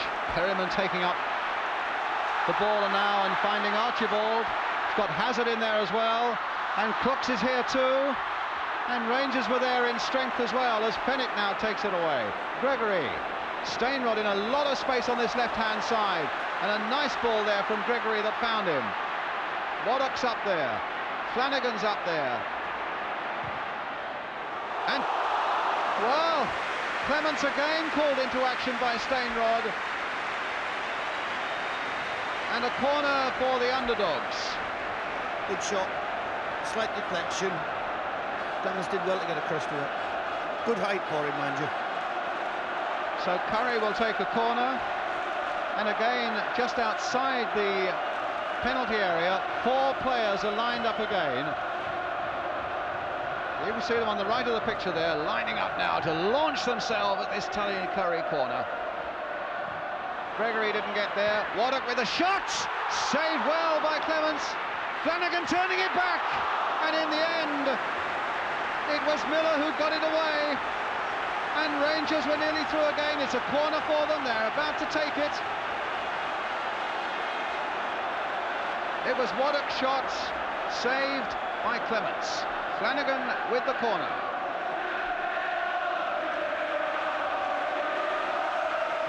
There go those 5 men in from this corner again. And that worries Spurs, the sheer physical assault worries Spurs every time Rangers get a corner now. Curry turning it in again, the big men are still up there. But Spurs get it away.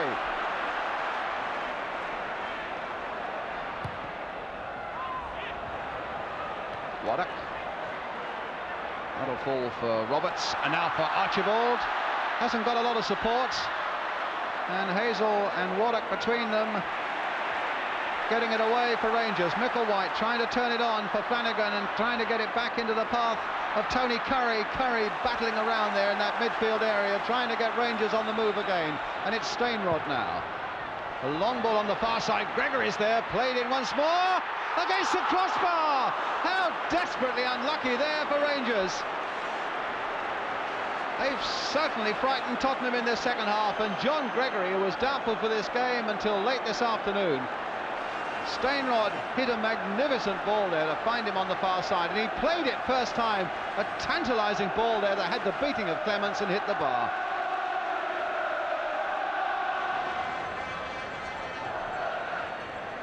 Gillard.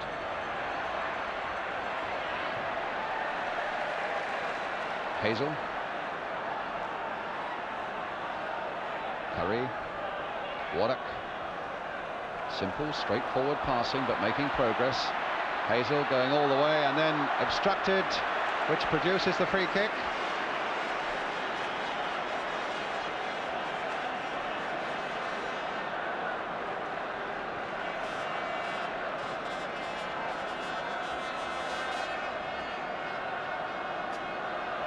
Curry then making a signal with his arms aloft with the free kick. Hazel's right in there. Stainrod will be a man they're looking for. And also I noticed that Fenwick had come up on this side of the penalty area. Price had spotted him, the number 4 had got across there. Wanted no repeat of that extra time on Saturday with Fenwick popping up unexpectedly, but Rangers get a corner. Flanagan will take it. The launching party of 4 are not there at this moment. Floated in there. Waddock turning it back. Crooks jumping up there, but in fact Hazelwood being caught fractionally offside.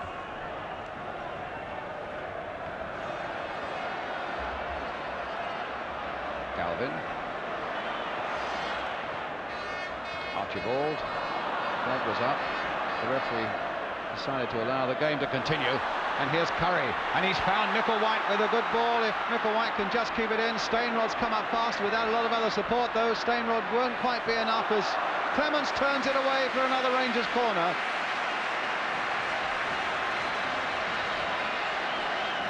Again, Tony Curry with a good pass that got it on its way, Brian. It was a brilliant pass. The lad went too quickly for any QPR player to get into the box, actually, but it was a good cross eventually. Well, it produced the corner. And Brook happy to bang it away for Tottenham. Neil. Oh, the flag stayed down. Curry is onside. He's got Gregory up now and he's got Stainrod up. This could be trouble for Spurs. Played in there towards Hazel and he very nearly made it. And no wonder Ray Clements is delighted with the defending there of Paul Miller, because that certainly saved Spurs from conceding an equaliser. Miller got back like a flash as that ball came in there and just put off Hazel enough to put it away for another corner. Now the launching men are there, 11, 2, 10, and Hazel number 5, 4 of them converging on that ball there, straight though into the arms of Ray Clements from the head of John Gregory. Neil, Curry. Absolute mastermind in this second half, Tony Curry. Well, I think that's a foul. Backed into, well, nothing was given. Thought if anything there had to be a foul there. Good decision by the ref. Curry was trying to get himself a penalty and it wasn't a pen. I thought if anything it was a foul by Curry, to be honest. I think he's given it. Spurs have got plenty back. Stainrod trying it all on his own, and it'll come to nothing as Perryman just lifts it clear for Hoddle, and he has to be offside, surely, Archibald. No, he's allowed to go on, and he's hit the post. I must say that was justice. He looked at least 2 yards offside to me. Yes, he did. Well, the linesman kept his flag down and has just signalled to the referee that time is up. The score stays at 1-1. 1-0 rather to Spurs, and Spurs with the throw to be taken by Steve Perryman, just a few seconds away from winning the cup for the second successive year, just as they did in 1961 and 1962. It's a free kick to QPR with precious little time left. Garth Crooks kicked that ball away. The Rangers fans booed, and I noticed that Clive White had a look at his watch to add time on for that. So Curry with the free kick, and Hazel with the backward header, goal kick, and I think that means that it'll be enough now for Spurs to say they can't take the cup from us now. Some brave effort this has been by QPR. A sustained 45 minutes of attacking football and enthusiasm. Some hard tackling as well has gone in. And there's a man who's taken this goal kick that's done most of all to keep them out. They've won it for the second successive year. Spurs by a goal to nil, scored by Glenn Hoddle, the penalty, and they've been so close together all night. Why not swap shirts in the end? They've almost been in the same shirt all night, Waddock and Hoddle, and a nice touch there from the Rangers captain, Tony Curry, and a good bit of sportsmanship at the end by two fierce competitors. But Spurs have won it, and so go into the European Cup Winners' Cup next season.